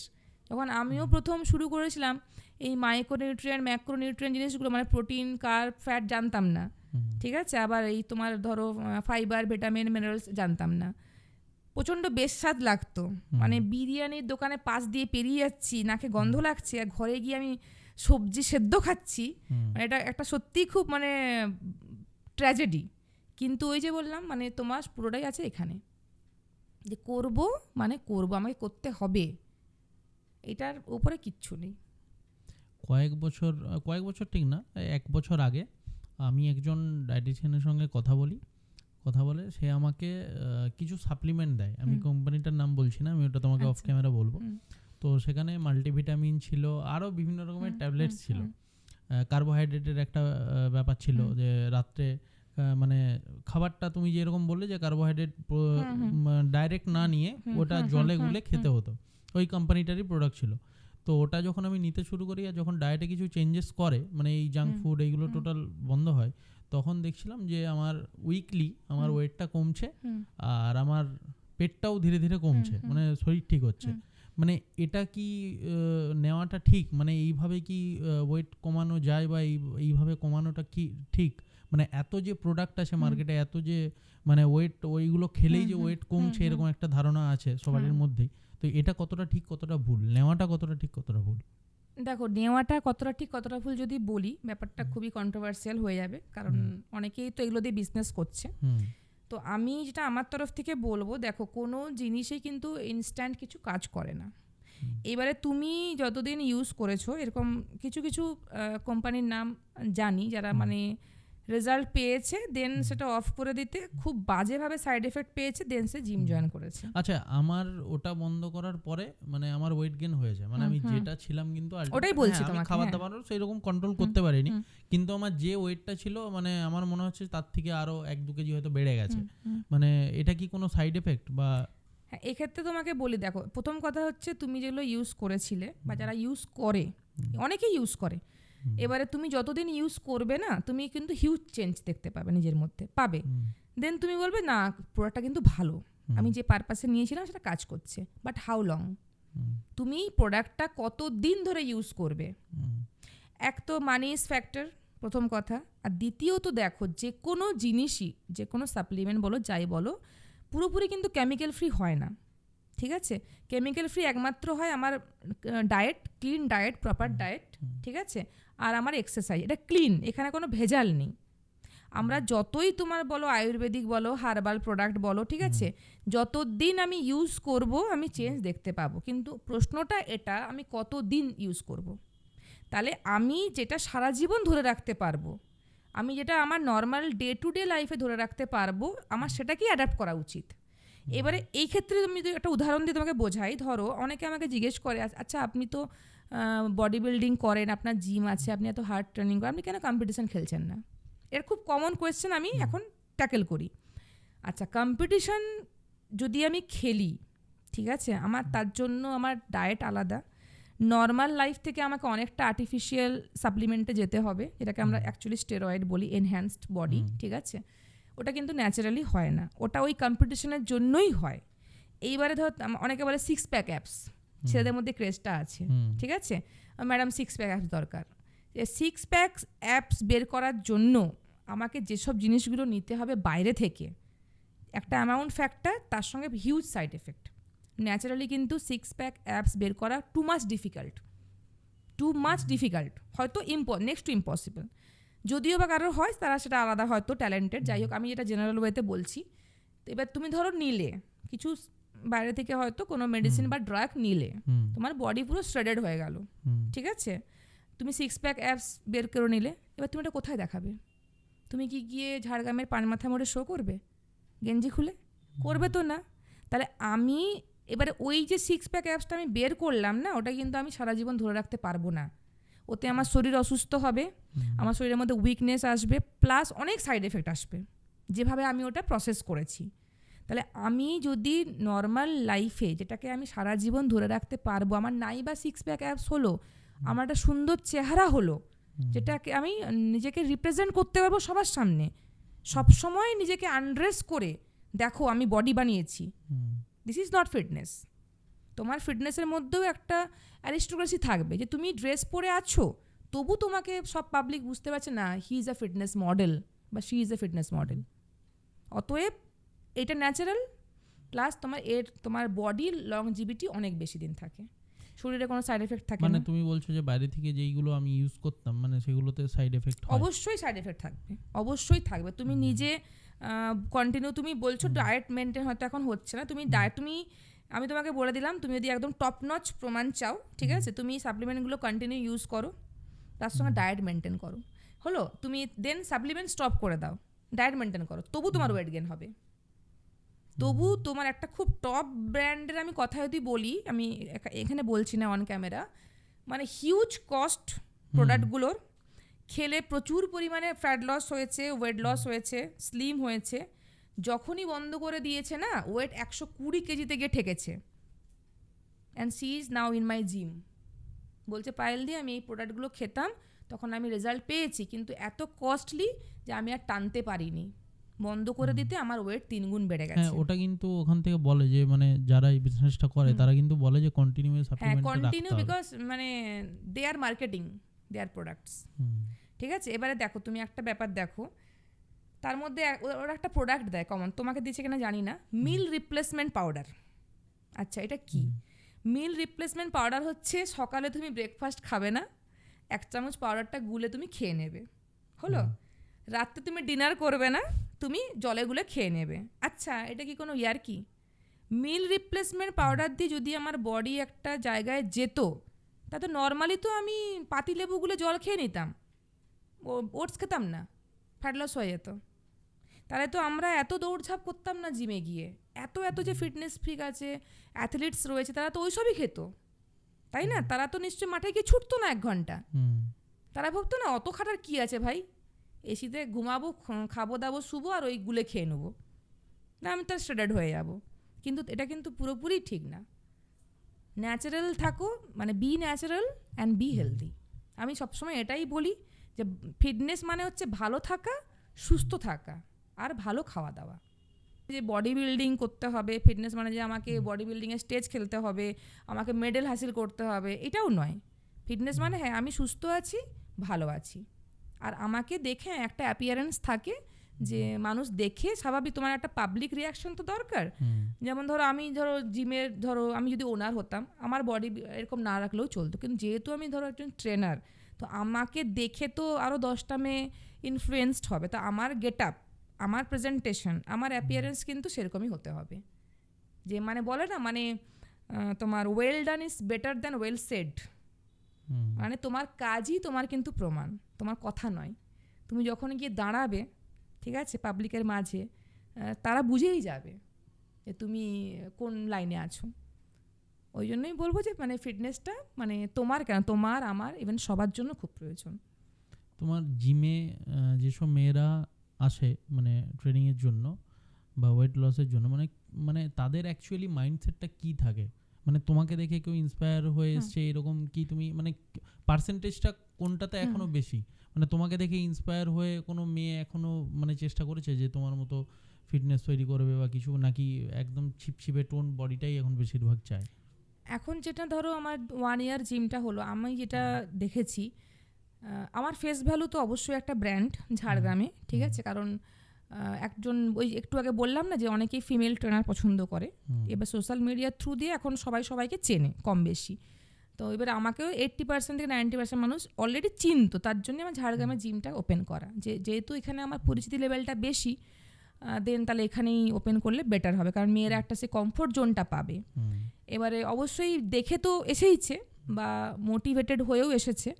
এইবারে সেটা যখন জিমে এসেছে প্রত্যেককে তো আমি জিজ্ঞেস করি ফিটনেস গোলটা কী, তো 90% মানুষ মানে মেয়েদের ক্ষেত্রে তো ফ্যাট লস, তুমি তো এটা নিজেও জানো, এটা মানে স্বাভাবিক, এটা ফ্যাট লস, যাই ফ্যাট লস করব।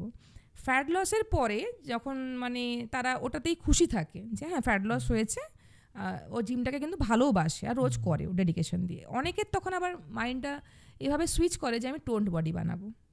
যখন ফ্যাট লস হয়ে গেল তখন ওয়েট ট্রেনিংয়ের উপরে জোর দেয় টোন্ড বডি বানানোর জন্য, ওটা একটা ক্যাটাগরি হয়। কিন্তু যেটা সব থেকে তোমাকে বললে এখন মানে আমার দুঃখের বিষয়, আমার উত্তরাধিকারী আমি এখনো পাইনি।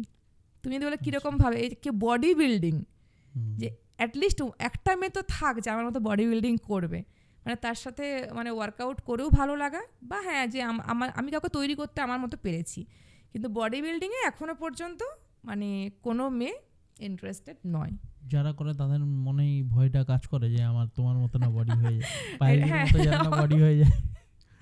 এবার কিছু মেয়ে দেখো, কিছু মেয়ে বলে না মানে তোমার হচ্ছে মানে ভালো লাগে, মানে বলে যে তোমাকে দেখলেই মোটিভেট হয়ে যায়, তোমাকে দেখলে একটা আলাদা মোটিভেশন জিমে ঢুকলেই আমরা পাই, ওটা দেখে ভালো লাগা। কিন্তু তারাও জানে, যদি আমি ফ্যাক্টে যাই, তারাও জানে যে যদি এই বডিটা আমি মাইন্ডে ভাবি বানাতে হবে তাহলে কি পরিমাণ হার্ডওয়ার্ক করতে হবে। আর ওই যে একটু আগে বললাম যে মেয়েদের মতো অলস লেজি তুমি মানে ছেলেরা খুব কমই হয়। ছেলেরা সারাদিন হয়তো ডিউটি ফিউটি করে একটা হেক্টিক লাইফস্টাইল লিড করার পরে টায়ার্ড হয়, মেয়েরা কিন্তু বসে বসে টায়ার্ড হয়ে যায়। তুমি শুয়ে শুয়ে ফেসবুক ঘাঁটতে বলো, সোশ্যাল মিডিয়া, সময় আছে 1টা 1:30 2টো পর্যন্ত কিন্তু ফেসবুক ঘাঁটছে, কিন্তু সেখান থেকে 3 ঘন্টা আগে ঘুমিয়ে যে আমি 6টার সময় উঠবো, সকাল 6টায় বা 7টায় দিয়ে আমি জিমে যাব, তুমি ওইটা পাবে না মেয়েদের মধ্যে। আমার মনে হচ্ছে আমাকে বলছো, ঠিক আছে, ওটা তুমি পাবে না। ঠিক আছে, ওই অনেকে এসে বলে ম্যাডাম আমার না ঘুম হচ্ছে না, রাতে ঘুমোই না, কি কারণ? কিছু কারণ নেই। কটা বন্ধ ফোন ঘাটিস, 2টো কি দেখিস? না ফেসবুক স্ক্রোল করি। তুমি তাহলে বলো 11টায় খেয়ে দিয়ে শুয়ে পড়ছে, তুমি ঘুমানোর জন্য শুচ্ছ। Sleep order is very important. মানে বডি বিল্ডিং বলো, ওয়ার্কআউট করো বা না, স্লিপিং সাইকেলটা খুব ইম্পর্ট্যান্ট হয়। মানে সারাদিনের আমাদের যে বডি যে অ্যাক্টিভ থাকে না, দেখো তুমি এখন ক্যামেরার সামনে কথা বলছো, এটাও কিন্তু একটা অ্যাক্টিভ, তুমি অ্যাক্টিভ আছো, তোমার বডি কিন্তু কাজ করছে, মাইন্ডও কাজ করছে। এবার সবাই কিন্তু একটা ওয়ার্কিং মোডে বডিকে রাখে যে যেভাবে কাজ করছে। তো আমার রিকভারি টাইম, রেস্টিং টাইম কিন্তু স্লিপ আওয়ার, প্রত্যেকেরই 6 থেকে 7 আওয়ার স্লিপ খুব জরুরি। এবার সেখানে তুমি ধরো শুয়ে পড়লে, সারাদিন কাজ করার পরে শুয়ে পড়লে ঠিক টাইমে, তুমি ফোন ঘাঁটছো, তো ঘুমটা তো উঠবেই। এবার সেখানে তুমি তাকে বলে দাও যে তুমি 11টার মধ্যে ঘুমিয়ে 6টার সময় উঠবি, না তার সকাল হবে 9টায়। লজিক কি ম্যাডাম, আমি তো 3টার সময় ঘুমাচ্ছি, আমার তো 6 ঘন্টা ঘুম পূর্ণ হচ্ছে না, ঠিক আছে? তুমি তাহলে 3টের সময় ঘুমিয়ে 9টার সময় সে উঠছে, 6 ঘন্টা গ্যাপ দেখছে, কিন্তু এই যে একটা আনহেলদি লাইফস্টাইল, ইনডিসিপ্লিন লাইফস্টাইল, সেটা কিন্তু সে বুঝতে পারছে না। আর এই ক্ষেত্রেই কী বলো তো, মানে এটা মানে অনেক, যখন ভেবেছিলাম জিমটা খুলবো তখন এটাই ভেবেছিলাম যে ছেলে হোক মেয়ে হোক, তার পুরো যে সকাল থেকে রাত পর্যন্ত লাইফস্টাইলটা থাকে একটা, ঠিক আছে, সেটাকে মানে যে এলো টাকা দিয়ে জিম করলো চলে গেল, ভাই আমার কি আছে, আমি টাকা পাচ্ছি, আমার তো বিজনেস, এটা কিন্তু নয়। দেখো একটা মানুষকে না, তুমি যখনই ফিটনেসকে ভালোবাসাতে চাইবে, যে কেউ আমার ফিটনেসটাকে ভালোবাসুক, বা সে যে কারণে জিমে আসছে ওই জায়গাটাকে ভালোবাসুক, বা ওর যে একটা গোল সে নিয়ে আসছে সেটাকে ভালোবাসুক, তার মানে কিন্তু আমাকে কিন্তু তাকে আমার বাচ্চা মতো দেখতে হবে, ঠিক আছে? প্রত্যেকটা স্টুডেন্ট বলো আমার কাছে কিন্তু কোনো ক্লায়েন্ট নয়, আমি একটা খুব কমার্শিয়াল টার্ম ইউজ করলাম, আমি কিন্তু ক্লায়েন্ট বলি না, আমি আমার ছেলে মেয়ে বলি। আমার তুমি প্রোফাইলও দেখবে মাই বয়েজ অ্যান্ড মাই গার্লস থাকে লেখা সবসময়, মাই ক্লায়েন্ট অমুক তমুক, এত কমার্শিয়াল ওয়ার্ড আমি ইউজ করি না, বিকজ আমি কমার্শিয়ালি ভাবি না। এরকমও প্রচুর ধরো মানে আমার জিমে আছে ধরো মানে যারা খুব নিডি, মানে খুব অবস্থা খুব একটা ভালো নয়, টাইমে হয়তো ফিজও দিতে পারে না, কিন্তু তারা কিন্তু আমার কাছ থেকে প্রপার অ্যাটেনশন পায়, ঠিক আছে? আর কোনো রকম নেগলিজেন্সের কোনো ব্যাপার নেই। মানে আমার মোটো, বা আমাদের যদি যারা আমার জিম অথরিটির মধ্যে রয়েছে, মোটো একটাই, যে তোমরা ফিটনেস মন্ত্রাতে এসো, ফিটনেসকে ভালোবাসানোর দায়িত্ব আমাদের। আর ওই 1 পা 2 পা করে যখন তুমি এগোতে শিখে যাবে না ফিটনেসের দিকে, তখন জিনিসটাকে তুমি আপনাদেরকেই ভালোবেসে নেবে। এটা মানে একটা মানে মিথ নয়, এটা মানে আমার নিজের উপলব্ধি থেকে বললাম। আমিও কিন্তু জিমকে যে ভালোবাসতাম তা নয়, তোমাকে একটু আগে তো বললাম যে প্রয়োজন ভিত্তিকে আমি জয়েন করেছিলাম, যে আমার প্রয়োজন ছিল, ওভারওয়েট হয়ে যাচ্ছে, একটু রোগা হব, এটা জেনারেল ওয়েতে মেয়েরা ভাবে। বাট তারপরে কিন্তু যে ভালো লাগাটা আমি পেয়েছি, আর সেটা আমি দাবি করেই বলি যে আসার দায়িত্ব তোমার, ভালোবাসানোর দায়িত্ব আমাদের, এটাই। আচ্ছা, জিম যে বিজনেসের কথাটা তুমি বললে, ধরো কেউ যদি এটাকে অ্যাজ এ বিজনেস হিসাবে নেয়, তুমি করছো যে তোমার ভালো লাগে, এটার প্রতি একটা ভালোবাসা আছে, সবাই এসে করছে, এই জিনিসটা যে তোমার ভালো লাগে। অনেকের ক্ষেত্রে তো এটাও মাইন্ডসেট হতে পারে যে আমি অ্যাজ এ ধরো একজনকে ওনার, সেই হচ্ছে 2-3টা জিম হয়তো ওপেন করবে, তো বিজনেস মডিউলের ক্ষেত্রে এটা কতটা যুক্তিযুক্ত? এটা দেখো, বিজনেস যদি ভাবা যায়, এটা কিন্তু একটা ভালো বিজনেস, খারাপ কিছু নয়। আর এর মধ্যে প্রফিট বা লস যদি বলো, খুব একটা মানে বিশাল প্রফিট বিশাল লস তা কিন্তু নয়। যদি আমি আমার জিমটা দিয়েই ধরলাম, বিজনেস মাইন্ডে যদি আমি আমার জিমটাকেই ধরি, কারণ অন্যদের জিমে বলাটা হয়তো ক্রিটিসাইজ করা হবে, তো যদি বলি ধরো আমার জিমে ধরো 1000 জন ভর্তি হয়েছে থ্রু আউট 1 ইয়ার। এইবারে আমার কোনো অ্যাডমিশন ফিস নেই, প্রথম থেকেই নেই, মান্থলি ফিস 400, ঠিক আছে? অ্যাডমিশন ফিস যেহেতু আমার নেই, অলরেডি কিন্তু ওখানে আমি লসে রান করছি, কারণ প্রত্যেকটা জিমে তুমি খোঁজ নিয়ে দেখবে প্রথমে একটা অ্যাডমিশন ফিস থাকে, মিনিমাম আর ম্যাক্সিমাম। আমার জিমে প্রথম থেকেই আমি এটা ভেবেছি যে না, আমাকে বাচ্চাগুলোকে আনতে হবে, ঠিক আছে? আর আমি যখন আনবো, সেই রাস্তাটা বা সেই দরজাটা কিন্তু আমাকে খোলা রাখতে হবে, কারণ ঝাড়গ্রাম একটা খুব ইন্টেরিয়ার এলাকা, মানে খুব রুরাল এরিয়া, যেখানে খুব বিশাল যে একদম বিলিয়নিয়ার থাকে তা নয়, ঠিক আছে? অনেক গ্রামের ভেতর থেকেও ছেলেমেয়েরা থাকে বা আসে পড়াশোনা করতে, বা ফিটনেসটাকে ভালোবাসে, কিন্তু টাকার জন্য হয়তো করতে পারে না বা এতদিন পারেনি। তো সেই জায়গাটা ভেবেই কিন্তু আমরা প্রথম থেকেই দেখেছি অ্যাডমিশন ফিসটা আমাদের ফ্রি রাখা হয়েছে, যে আসবে সে মানে একদম ভেবেই আসুক যে আমাকে কোনো অ্যাডমিশন ফিস দিয়ে ভর্তি হতে হবে না। তারপরে মান্থলি ফিস যেটা আমাদের 400, ওটাও আমরা যথেষ্ট মার্জিনাল রেখেছি, মানে একদম যে সবাই বেয়ার করতে পারবে, যারা স্টুডেন্ট, যারা বা জব করছে, বা হাউসওয়াইফ, বা যে কিছু বলো, বেয়ার করতে পারবে। এইবারে ধরো বিজনেসের ক্ষেত্রে যদি আমি ভাবি, তাহলে 1 ইয়ারে আমার 1000 জন ভর্তি হয়েছে, আমার 1000 জন কি এখনো আছে? নেই। 2-4 জন যায়, 2 জন ভর্তি হয়, আবার তুমি দেখো 10 জন চলে গেছে, ছেড়ে দিয়েছে, 2 জন ভর্তি হয়েছে, বা হয়তো 10 জন ছেড়েছে, 10 জন ভর্তি হয়েছে। এই ইন অ্যান্ড আউট পলিসি, এটা প্রত্যেকটা জিমেই হয়তো হয়ে থাকে। যত বড় বড় জিম তুমি দেখবে, কনসিস্টেন্সি ব্যাপারটা খুব থাকে না, যে আমার 1000 জন মানে আমি হিসাব করে নিলাম 1000 × 400, এই ইনকামটা আমি পাচ্ছি, এটা কিন্তু কখনো হয় না। কখনো তুমি এই জায়গাটা ম্যানেজ করতে পারবে না। তোমাকে প্রফিট রাখতে হলে, যেটা বড় বড় জিমে অনেক ক্ষেত্রে হয়, তোমাকে অ্যাডমিশন ফিস থাকে, ওদের প্যাকেজিং সিস্টেম থাকে, ঠিক আছে, মানে একদম তুমি ধরো ভর্তি হলে একটা প্যাকেজ দিয়ে ভর্তি হয়ে গেলে, তাহলে তোমার প্রফিটটা কোথায়, তুমি ছেড়ে দিলে তোমার লস, কিন্তু ওনাদের কিন্তু লাভ। 3 মাসে প্যাকেজে টাকা দিয়ে দিলে, তুমি ছেড়ে দিলে, তার লাভ হলো। আর তুমি যদি ভাবো না 3 মাসের আমি প্যাকেজ দিয়েছি 3 মাস করব, ঠিক আছে, সেটাতে তার কিন্তু লস নেই। কিন্তু এই যে মান্থলি ফিসের ব্যাপারটাতে আমরা আছি না, এটা মানে ধরো এমনও হচ্ছে কেউ হয়তো দিল 400 টাকা, পরের মাস থেকে আর এলো না, ঠিক আছে, এইটা কিন্তু মানে বিজনেস। তুমি ফ্যামিলির দিক থেকে কতটা সাপোর্ট পেয়েছো? এবারে আসি ফ্যামিলির দিকে। এবারে যখন প্রথম ভেবেছিলাম, ঠিক আছে, যে জিম করব, তখন আমি প্রথমে আমার হাজব্যান্ডকে বলেছিলাম, ঠিক আছে, তো জানাবাবু মানে আমার হাজব্যান্ড, তো উনি কিন্তু প্রথম দিকে সাপোর্ট করেছিলেন, ঠিক আছে, যে অসুবিধা নেই, কারণ সেও রিয়েলাইজ করেছিল আমি ওভারওয়েট হয়ে যাচ্ছি।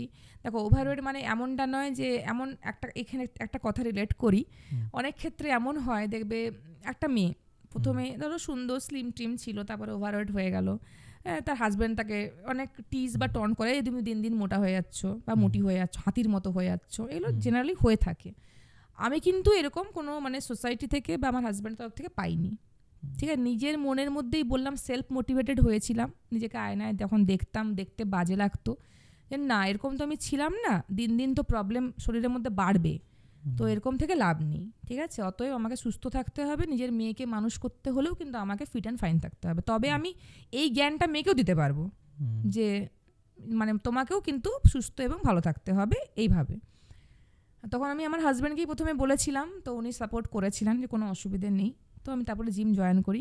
এক্ষেত্রে মা বাবা একটা ব্যাপার আছে, যেহেতু আমার বাড়ি খুব ট্রেডিশনাল, ঠিক আছে, মানে আগেকার দিনের মানুষ, মা বাবা তখন বলেছিল হ্যাঁ জিম করবি, লোকে কি বলবে, এই সেই হ্যান ত্যান, যাই হোক, ঠিক আছে, তো মানে এটা কি তুমি বেসিক্যালি বলছো যে স্লিম ফিগারের জন্য, নাকি যখন বললে তুমি ওয়েট লিফটিং করবে, মানে না, এটা যখন একদম শুরু, যখন আমি ভাবলাম যে আমি জাস্ট রোগা হয়ে স্লিম হব, একদম ওখানেই আমি এই অবস্টাকেলটা আমার বাড়ির থেকে পেয়েছিলাম, যে মা বাবা একটু আপত্তি করেছিল, যে আসলে জিম জিনিসটা তারা তো কখনো দেখেনি বা ধরো বুঝতো না। তো আমিও যে প্রথম জিম যাব, খুব বেশি এক্সপ্লেন আমি নিজেও করতে পারিনি মা বাবাকে, আমি শুধু বললাম যে হ্যাঁ, তারাও দেখছিল যে ডে বাই ডে আমি খুব ওভারওয়েট হয়ে যাচ্ছি। আচ্ছা, এই মাইন্ডসেটটা কেন আছে যে বাড়ির মেয়ে যখন বলে যে আমি জিমে যাব, বাবা মা কি ভয় পায় বা কি চিন্তা ভাবনা করে যে এইরকম একটা মানা করে? এটা প্রতিটা বাড়িতেই প্রায় আছে, তো এটা কেন আছে তোমার কি মনে হয়, এই জায়গাটা কেন এখন? এই জায়গাটা দেখো, এই জায়গাটা যদি আমি এখনো কেন আছে, এখনো আছে, আমি আমার জিমের মেয়েদের কাছ থেকে মাঝে মাঝে শুনি, এটা কি বলতো, এটা চিন্তা ভাবনা যদি আমি ধরো একটু মানে বেসিক্যালি বলি, ধরো আমি খুব মানে প্র্যাকটিক্যালি বলছি, এটা খারাপ ভাবার কিছু নেই। আমি যখন জিম করি না, আমি স্পোর্টস ওয়্যার পরে জিম করি, স্পোর্টস ব্রা লাইক শর্টস, ঠিক আছে, খুব ওপেনলি বলছি, এটা আমার কোনো লজ্জা নেই, কারণ আমি প্রফেশনাল, আমি জিমে খুব প্রফেশনাল। আচ্ছা, এবারে ধরো কিছু মানুষ ওটাকে বলবে খুব নোংরা পোশাক পরেছে, তোমার চিন্তা ভাবনা, কিছু মানুষ বলবে শি ইজ প্রফেশনাল, তোমার চিন্তা ভাবনা, ঠিক আছে। এবারে এটা আমার উপরও ভ্যারি করে, কিভাবে আমি জিম করছি স্পোর্টস ওয়্যার পরে, আমি কিন্তু ঝাড়গ্রামের রাস্তা দিয়ে ওই ড্রেস পরে হেঁটে যেতে পারবো? ওটা কিন্তু আমার শালীনতা, আমার চিন্তা ভাবনা। অতএব দেখো, এই চিন্তা ভাবনার উপর অনেকটা ডিপেন্ড করে। আর আমাদের মা বাবা যদি কথা বলি, এখন তো ছেলেমেয়েরা অনেক আধুনিক, এখন একটা মানে আল্ট্রা মডার্ন চিন্তা ভাবনা নিয়ে সবাই থাকে। ট্রেনারের উপর কি অনেকটা ডিপেন্ড করে, যে যখন কোনো মেন ট্রেনার থাকে তখন কি তার জন্য বাবা মা বারণ করে যে মেয়ে ট্রেনার নেই, ছেলে ট্রেনার আছে, মানে অনেক ক্ষেত্রে এটাও কি প্রবলেম হয়? হ্যাঁ, এটা অনেকের ক্ষেত্রে প্রবলেম হয়, কিন্তু আমার ক্ষেত্রে বলবো না, কারণ তারা কিন্তু জানতেন না যে ট্রেনার মেল না ফিমেল, কিছুই জানতো না। যখনই বলি জিম যাব, তখনই আপত্তি করেছিল যে কেন, ঘরেও তো ব্যায়াম করা যায়, ঠিক আছে, বা কখনো তখন আমি ফিল করেছিলাম কি, আমি কিন্তু রাগ করিনি বা রিয়াক্ট করিনি, আমি ফিল করেছিলাম যে তারা মা বাবা জিনিসটা সম্বন্ধে তারা অবগত নয়, হতে পারে একটা ইনসিকিউরিটি ফিল হয় যে না মেয়েরা যাবে, ছেলেরা বেসিক্যালি জিমে ছেলেরা করে, এটা কিন্তু প্রধান একটা অবস্টাকেল হয়ে দাঁড়ায় মা বাবার কাছে, যে জিমে ছেলেরা করে। কিন্তু ডে বাই ডে যখন আমি ওখানে যেতাম, ঠিক আছে, বা কোনো রকম মানে বাড়ি, আবার এটাও কিন্তু হতে পারে, বা আমি ফিল করেছিলাম যেটা বলছি, যে জিমে গেলে হয়তো মেয়ের ক্ষেত্রে ইগনোরেন্স চলে আসতে পারে, 1.5-2 ঘন্টা ওখানে কাটাবে, তাহলে বাচ্চাকে কে সময় দেবে, এরকমও ভাবনা চিন্তা হতে পারে, ঠিক আছে। এবার যখন ডে বাই ডে আমি জিম যেতাম, অ্যাজ ইউজুয়াল আমি আমার মানে বাড়ির লাইফস্টাইল লিড করতাম, আমি সব রকম কাজ রকম দেখতাম, মেয়েকেও ঠিকঠাক দেখেছি, তো কোনো দিক থেকে কোনো কমপ্লেন্ট আসেনি। তখন কিন্তু মানে আবার এটাও ভেবে নিয়েছি যে আমার মেয়ে তো যেটা ভাবে খুব সেটাই করে, এটা ঠিক, আমি যেটা ভাবি সেটাই করি। কারণ আমি ভেবেছিলাম যে আমি চাকরি করব, গভর্নমেন্ট টিচার, আমি কিন্তু করেছি রাত দিন পড়াশুনো করে। এবারে মা বাবা আমার জেদ সম্বন্ধে অবগত, এই যে মেয়ে যখন বলছে জিম যাবে না, যাবেই, এই কিছু বলা যাবে না, বেকার বলা, এটাও এক ধরনের ভাবনা ছিল। বাট যদি আমি পরিষ্কার বলি, ওখান থেকে যে আমি মানে নেম অ্যান্ড ফেমটা পেয়েছি, ডে বাই ডে প্রগ্রেস, এখন তো বলারই নেই, এখন তো আমি একটা আলাদা জায়গাতেই আছি।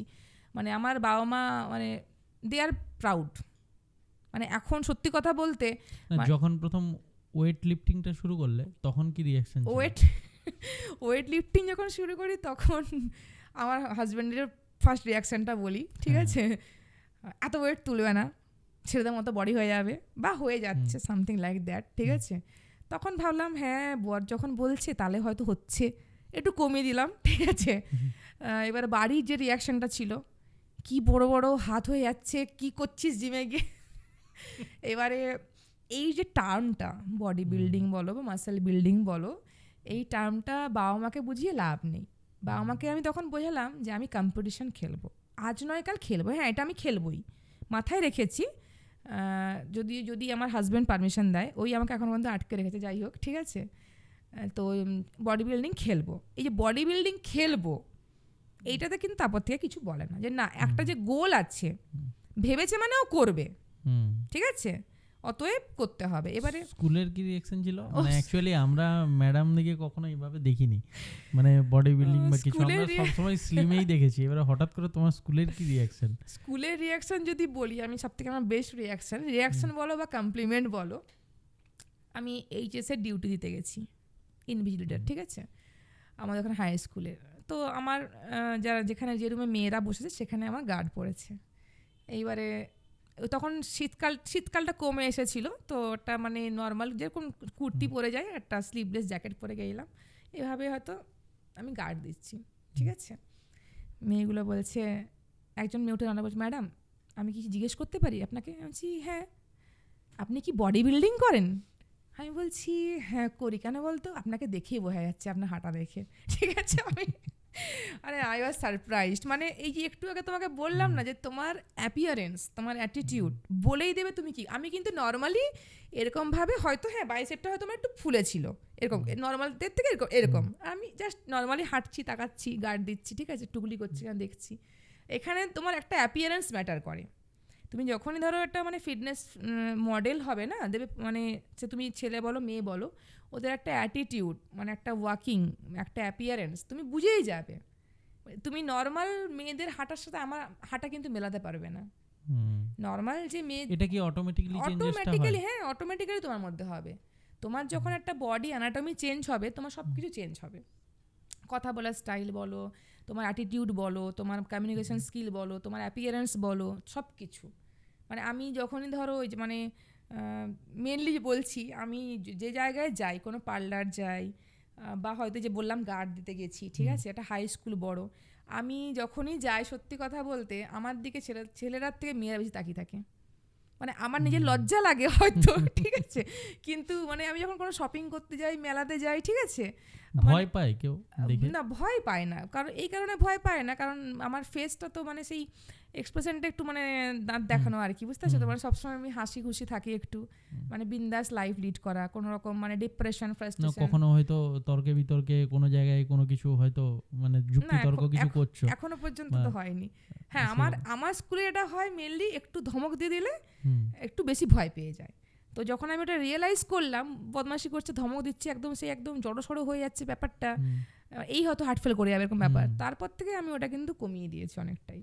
মানে এমনিতে দেখো, এমনিতে আমি জিমে আমাকে এত চিৎকার করে ট্রেনিং করাতে হয়, প্রথম কথা মেয়েকে পড়াতে হয় চিৎকার করে, স্কুলে পড়াই, অটোমেটিক আমার ভয়েসটা না মানে অনেকটা হাইয়েস্ট লেভেলে, টপ লেভেলে চলে যায়। এবার যখন তুমি কাউকে ধমকে দেবে না, তখন আরও একটু ভয়েসটা বেড়ে যায়, তখন সে একটু মানে ঘাবড়ে যাওয়ার মতো পরিস্থিতি হয়েছিল।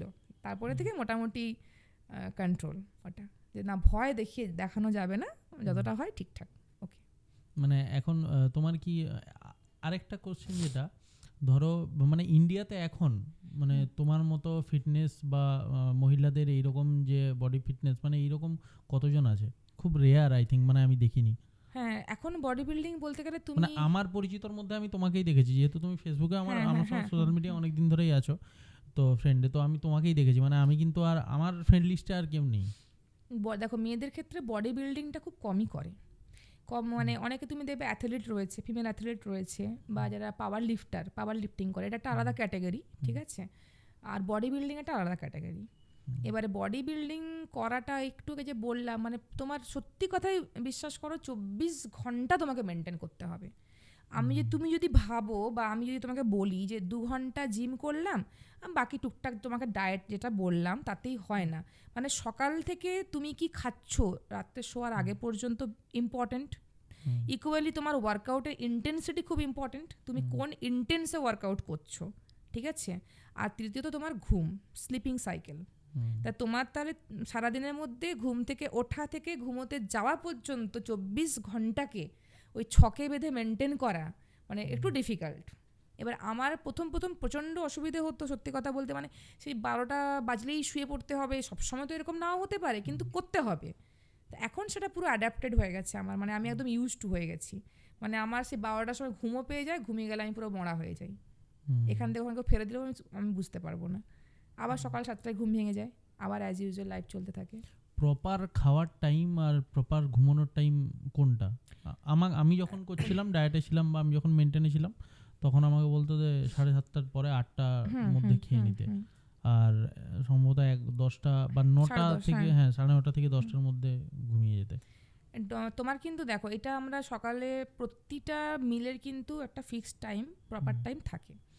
মানে ধরো তুমি এবারে এটা যদি আরও পিছিয়ে বলি, এবারে রাত্রে কখন ঘুমোচ্ছ, সকালে কখন উঠছো, তার উপর অনেক ডিপেন্ড করে। একটু আগে বললাম যে 2টোর সময় ঘুমিয়ে কেউ 6টার সময় যদি ওঠে, ওটা একটা আনহেলদি লাইফস্টাইল, ঠিক আছে? কারণ 6 থেকে 7 ঘন্টা ঘুমটা দরকার, প্রত্যেকের জন্য দরকার, শুধু মানে ফিটনেস ফ্রিকের জন্য বলছি না, প্রত্যেকের জন্য দরকার। এইবারে তুমি স্বাভাবিক মানে 7টার মধ্যে ঘুম থেকে ওঠা, সবাই বলে সূর্য ওঠার আগে উঠে যাওয়াটা সব থেকে ভালো, জেনারেলি হয় না ওটা সবারই, আমারও নিজেরও হয় না। 7টার মধ্যে ঘুম থেকে ওঠা দরকার। তুমি যখন 7টার সময় ধরো ঘুম থেকে উঠলে, অবশ্যই তুমি 9টার মধ্যে ব্রেকফাস্ট করবে, খুবই দরকার। 9টা থেকে এবারে এখানে কিছু কিছু পয়েন্টে আসি। 9টার সময় তুমি ব্রেকফাস্ট করলে প্রত্যেকেরই করা উচিত, দেন তুমি লাঞ্চে গেলে 1টা থেকে 1:30, সবাই আমরা তাই খাই, ম্যাক্সিমাম 2টো। তা 9টা থেকে 2টোর মাঝখানের গ্যাপে না কেউ তেমন কিছু খায় না, ঠিক আছে? কিন্তু ওটা কিন্তু ইম্পর্টেন্ট, মিড ডে স্ন্যাক হিসাবে আমরা বলি, প্রত্যেকের জন্য ইম্পর্টেন্ট। শুধু আমি বলে বলবো না যে হ্যাঁ আমি বডি বিল্ডিং করি বলে আমার মেনটেন। ওই যে টাইমটা তুমি ফাঁকা রাখছো, এমটি স্টোমাকে তোমার বেশি ফ্যাট স্টোর হয়। তুমি বারে বারে ফ্রিকোয়েন্ট মিল নাও, বারে বারে নাও, কম কম নাও, ওইখানটা একটা মিল দরকার। দেন তুমি ধরো 2টোর মধ্যে লাঞ্চ করলে, 2টো থেকে 5টা একটা গ্যাপ হয়, ওই টাইমটা মানুষ খেতে পছন্দ করে না। হ্যাঁ, ওই মানে সিগারেট বিড়ি চা হ্যান ত্যান খেয়ে টাইম পাস করে দেয়। ওই জায়গাতে একটা মিড ডে স্ন্যাক মানে ইভিনিং স্ন্যাক রাখা দরকার। দেন এবারে 5টার পর তুমি ডিনার টাইম চলে আস। ডিনারের আইডিয়াল টাইম হচ্ছে 8:30 থেকে 9টার মধ্যে অবশ্যই করে নেওয়া। এবারে এটা কেন বলে, এটা হচ্ছে দেখুন, ডিনার করে কিন্তু আমরা খুব একটা অ্যাক্টিভ লাইফস্টাইল লিড করি না, জেনারেলি আমরা শুয়ে পড়ি টুকটাক কিছু কাজ করে। এবার ডাইজেশন যদি প্রপারলি না হয় শরীরের জন্য খারাপ। তো ডাইজেস্ট হওয়ার জন্য কিন্তু আমাকে শরীরকে সে টাইমটা দিতে হবে।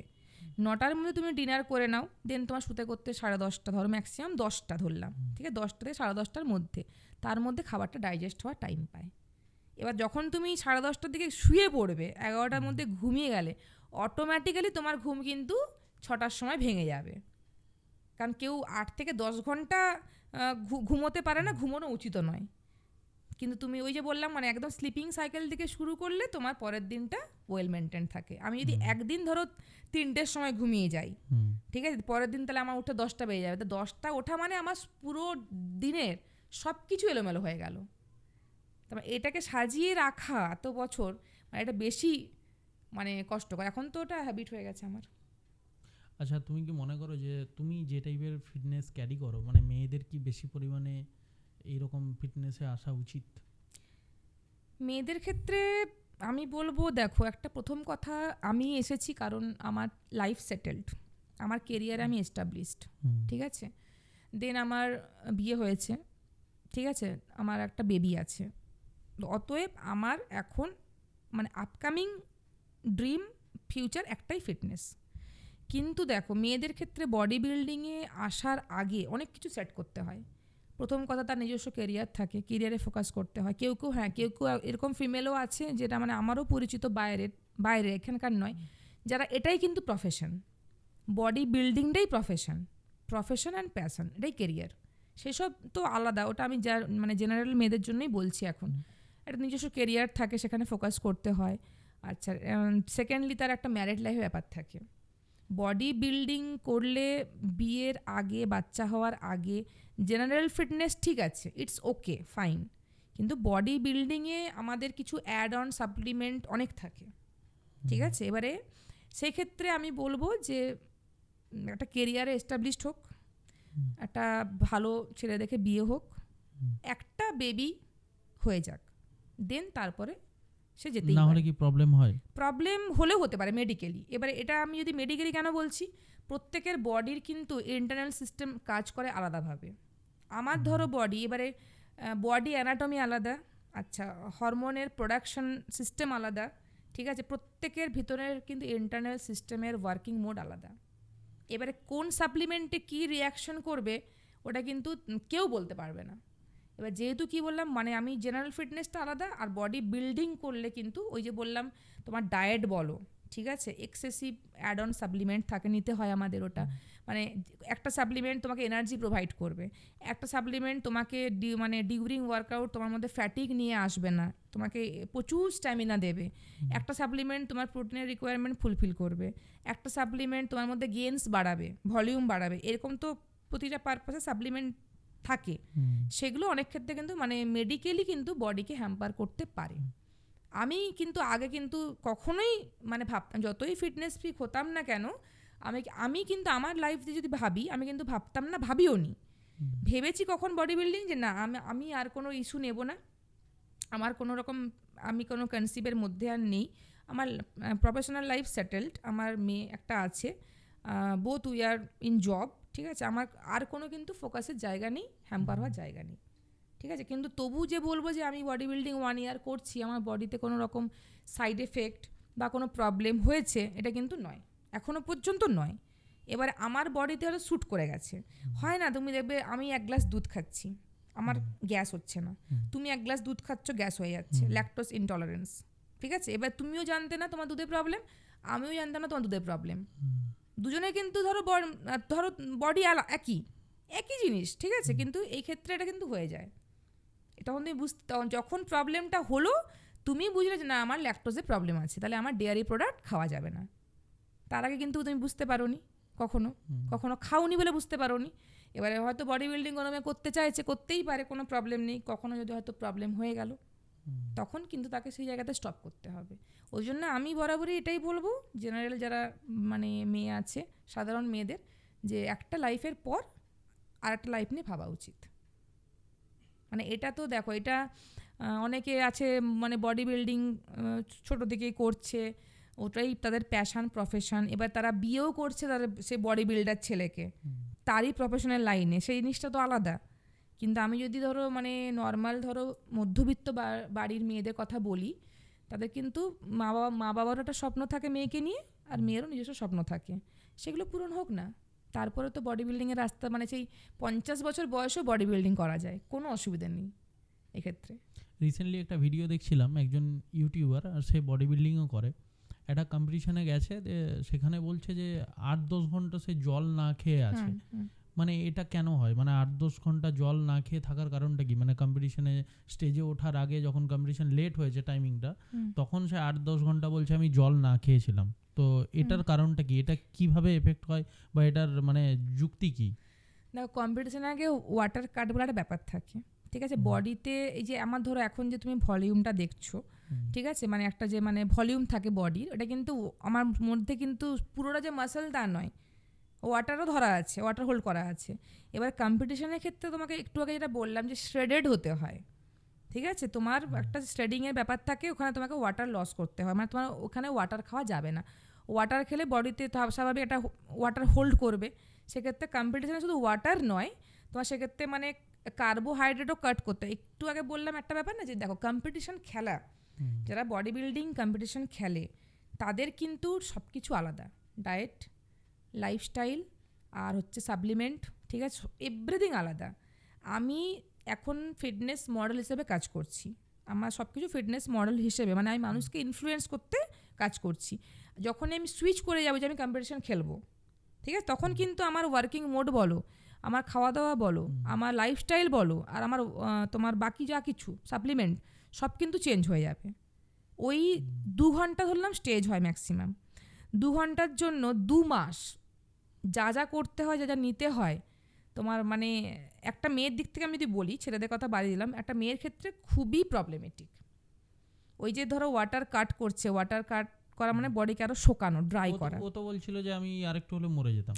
একদম ড্রাই করতে হবে, ঠিক আছে, কারণ যেহেতু ডিলে হচ্ছে ওটা আরও বেশি, ওটা মানে রিস্কি। জেনারেলি ডিলে কম্পিটিশনে হয়, যখন যত ডিলে হবে ও কিন্তু ওয়াটার নিতেও পারবে না, কারণ ও কম্পিট করবে, ঠিক আছে, সেই জায়গাতে ওটা প্রচণ্ড রিস্কি।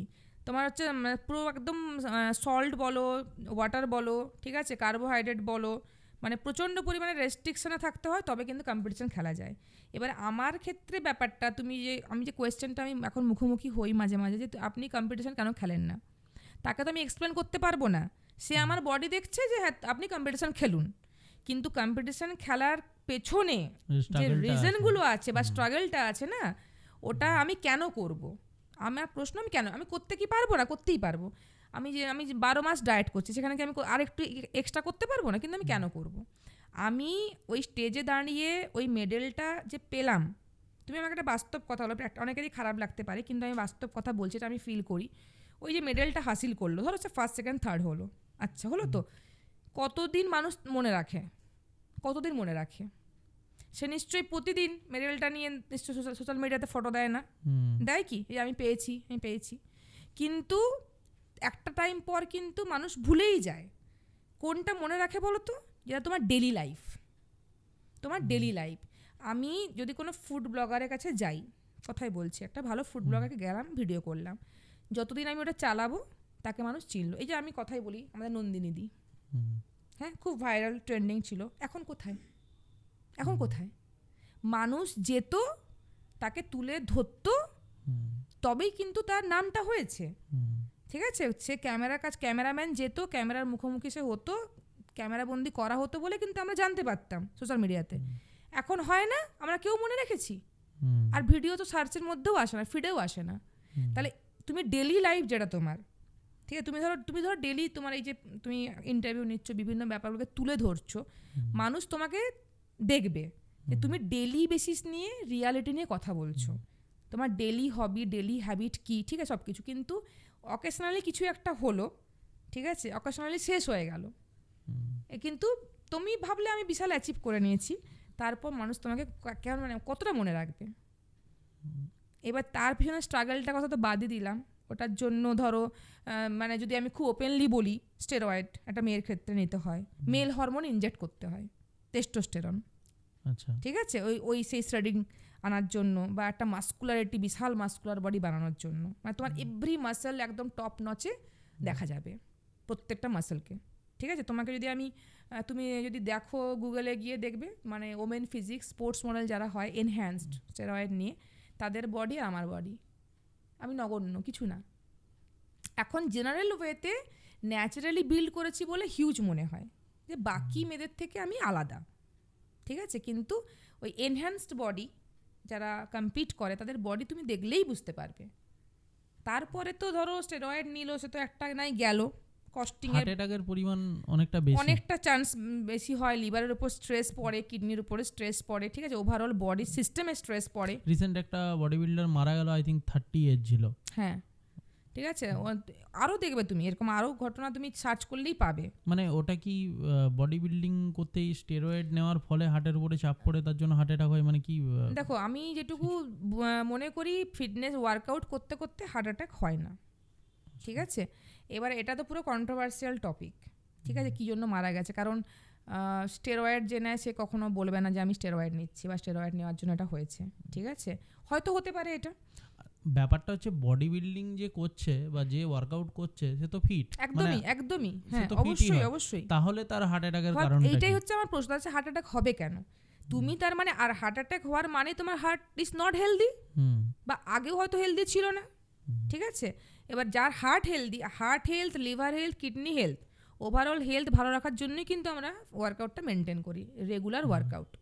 সেখানে তোমার হার্ট অ্যাটাকের চান্স যদি বেড়ে যায়, কোথাও না কোথাও তো প্রবলেম আছে, কিছু না কিছু তো আছে, যেটা ন্যাচারাল নয়, আমি বলছি, ঠিক আছে। এবার এই ক্ষেত্রে তোমার ধরো স্টেরয়েড নেওয়ার পরে আরও তো অনেক মেডিকেশন থাকে, ঠিক আছে, মানে সেটাকে তুমি রক্তে মেশাচ্ছ, রক্ত থেকে বের করার প্রসেস তো আলাদা, ছেড়েই দিলাম সেটা আমি, ঠিক আছে।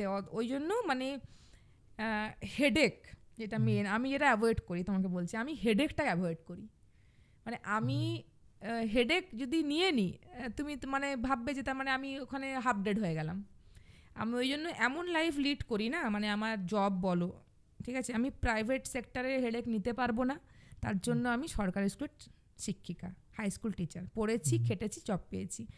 আমি ফিটনেসে কম্পিটিশনের দিকে যাইনি, তবে হয়তো পরবর্তীকালে যাব, যখন মনে করবো যে না আমি ন্যাচারালি যেতে পারবো, I am naturally build two compete, ঠিক আছে, আর্টিফিশিয়ালি নয়, আমি ন্যাচারালি হয়তো এরকম কোথাও সুযোগ পেলাম, ওমেন ফিজিক্স, স্পোর্টস মডেল, ঠিক আছে, যেখানে কোনো রকম এনহ্যান্সমেন্টের দরকার নেই, সেখানে অবশ্যই যাব। আর দ্বিতীয়ত এই যে নিজের জিম খুলেছি, অন্য জিমে মনের মতো করে ওয়ার্কআউট করা যায় না, সময়ের ব্যাপার থাকে, তাদের নিয়ম কানুনের ব্যাপার থাকে, অত পোষাবে না, নিজের জিম খুললাম, মন খুলে ওয়ার্কআউট করি, ঠিক আছে। এবারে ফিটনেস মডেল হিসেবে কাজ করি, ট্রেনিং করাই, সবাইকে চেষ্টা করি যাতে ফিটনেসের প্রতি অধিকাংশ জনকে আনা যায়, ফিটনেসকে ভালোবাসা যায়, ফিটনেসের কী মানে বেনিফিট আছে সেগুলো তো সবাই জানে না, সেগুলোকে যতটা সম্ভব আমি স্প্রেড করার চেষ্টা করি। ওই জন্য মানে আমাকে সবাই বলে না তুমি তো বডি বিল্ডিং করছো, তুমি কেন কম্পিটিশন খেলছো না, কিন্তু এক্ষেত্রে আমি একটা কথাই বলতে চাই যে বডি বিল্ডিং করছি মানে কি ওরকমভাবে করছি না, জাস্ট ফর মাই স্যাটিসফ্যাকশন, আমার ভালো লাগে নিজেকে যেভাবে আমি দেখতে চাই, আর মানুষ আমাকে যেভাবে ভালোবাসে এখন, আমার অ্যাপিয়ারেন্স, ঠিক আছে, এটাই আমার অ্যাচিভমেন্ট। আজ তুমি বলো না ফেসবুকে 203K ফলোয়ার্স, ঠিক আছে, মানে এটা তো মানে ভালোবাসে, তারা দেখতে চায় আমাকে এভাবে, 4K হয়ে গেছে, হ্যাঁ মানে দেখে বলে না হয়েছে, তো আমি মনে করি এটাই achievement. They are not only followers, তোমার ফলোয়ার্সরা তোমার কাছে স্বাভাবিক তোমার অনুগামী, যদি আমি বাংলায় বলি, মানে তোমাকে ভালোবাসে, তারা কিসের জন্য ভালোবাসে, অবশ্যই আমি যেরকম আছি বা যা আমার পেজে আমি শো করি সেটাকেই ভালোবাসে, তো ওটাকে আরও বেশি করে ভালোবাসানো যাক, আরও বেশি করে যদি আমি নিজেকে তুলে ধরতে পারি ভালোভাবে, ঠিক আছে। কম্পিটিশান যদি সত্যি একটা ফিটনেসের মানে একটা এন্ড পয়েন্ট হতো, ফিনিশিং লাইন হতো, তাহলে হয়তো আমি 5Kতেই পড়ে থাকতাম, কারণ আমি সত্যি কথা বলতে কিন্তু আমি কোনো রকম মানে বডি বিল্ডিং চ্যাম্পিয়নশিপ জিতিনি। আমি ফিটনেস মডেল হিসেবে কাজ করছি, মেয়েদের ওমেন ইনফ্লুয়েন্সার হিসেবে কাজ করছি বরাবর, যাতে মেয়েদেরকে, বিশেষ করে মেয়েদেরকে, কথা বারবারই বলছি, মেয়েদেরকে যাতে উদ্বুদ্ধ করা যায়, যে বাড়ি থেকে যাতে তারা বেরোয়, যে না শরীর সম্বন্ধে সচেতনতা সবার দরকার, হেলথ কনসাস সবারই দরকার, অসুস্থ হওয়ার আগে এক্সারসাইজ করা খুবই দরকার, এটাই। তোমার এই ফিটনেসের জন্য যেমন তুমি প্রচুর পরিমাণে মানে বিভিন্ন দিক থেকে সাপোর্ট পাও, অনেকে তোমার প্রশংসা করে, তেমন কি কোনো ব্যাকলেস বা কোনো রকম কোনো কিছু ট্রোলড কখনো হয়েছে, মানে কেউ কিছু বলেছে? হ্যাঁ, এখন তো ট্রোল, দেখো একটা কথা, এটা তুমি যত ওপরে উঠবে তোমার সমালোচনা হবে, প্রথম কথা। আমরা কি আর করি না, আমরা ধরো বিভিন্ন সেলিব্রিটিদের নিয়ে সমালোচনা করি, হয়তো আমরা সেই লেভেলে নেই, ঠিক আছে, কিন্তু আমরা কিন্তু ট্রোল করি, ঠিক আছে। এবারে এর দুটো কারণ, এক হচ্ছে তোমার দেখার দৃষ্টিভঙ্গি, এক হচ্ছে যেটা আমরা খুব বেশি করে বলি হিংসে, যদি আমরা পাতি বাংলা কথায় বলি, ঠিক আছে। এবারে ট্রোল যেটা তুমি যদি বলো, আচ্ছা ট্রোলের ক্ষেত্রে আমি যেটুকু হয়েছি আর কি, ঠিক আছে, বা আমি কিছু কিছু ফিমেল অ্যাথলিট বা মডেল তাদের আমি ফলো করি, তো তাদের মানে ভিডিওতে বা রিলসে যে কমেন্টগুলো পড়েছি, আমি সেটা নিয়েও কথা বলছি। তো একটা দেখো মেয়ে যখন বডি বিল্ডিং করে, ঠিক আছে, বা অ্যাথলেটিক ফিগার হয়, তো সে কিন্তু মানে নর্মাল মেয়েদের থেকে একটু আলাদাই হয় বাই বডি, ঠিক আছে। এবার সেখানে কিছু কিছু ধরো কমেন্ট আমার দিক থেকে আসে যে you look like a muscular, ঠিক আছে? তো এটা একটা ট্রোল, ঠিক আছে, খুব ভালো কথা। এবারে মাস্কুলারিটি কাকে বলে? মাস্কুলারিটি, আমি বডি বিল্ডিং করছি, তুমি আমার ভিডিও দেখছো, কেন দেখছো? হতে পারো তুমি আমার ফলোয়ার বা নন ফলোয়ার, তুমি দেখছো যে আমি ওয়ার্কআউট করছি, হেভি ওয়েট লিফটিং করি, তো obviously I am not a normal girl, ঠিক আছে, I am a body builder.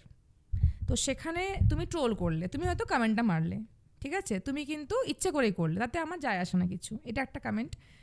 আর খুব বাজেভাবে যদি বলি যে টেস্টোস্টেরন লেভেল বাড়ছে, ইস্ট্রোজেন কমছে, কমেন্ট, ঠিক আছে। আচ্ছা, এবারে ইন্টারনালি আমার কি কমছে কি বাড়ছে, এক তো তুমি জাজ করার কেউ না, দ্বিতীয় তোমার জাজ করার ক্যাপাসিটি নেই, ঠিক আছে, প্রথম কথা।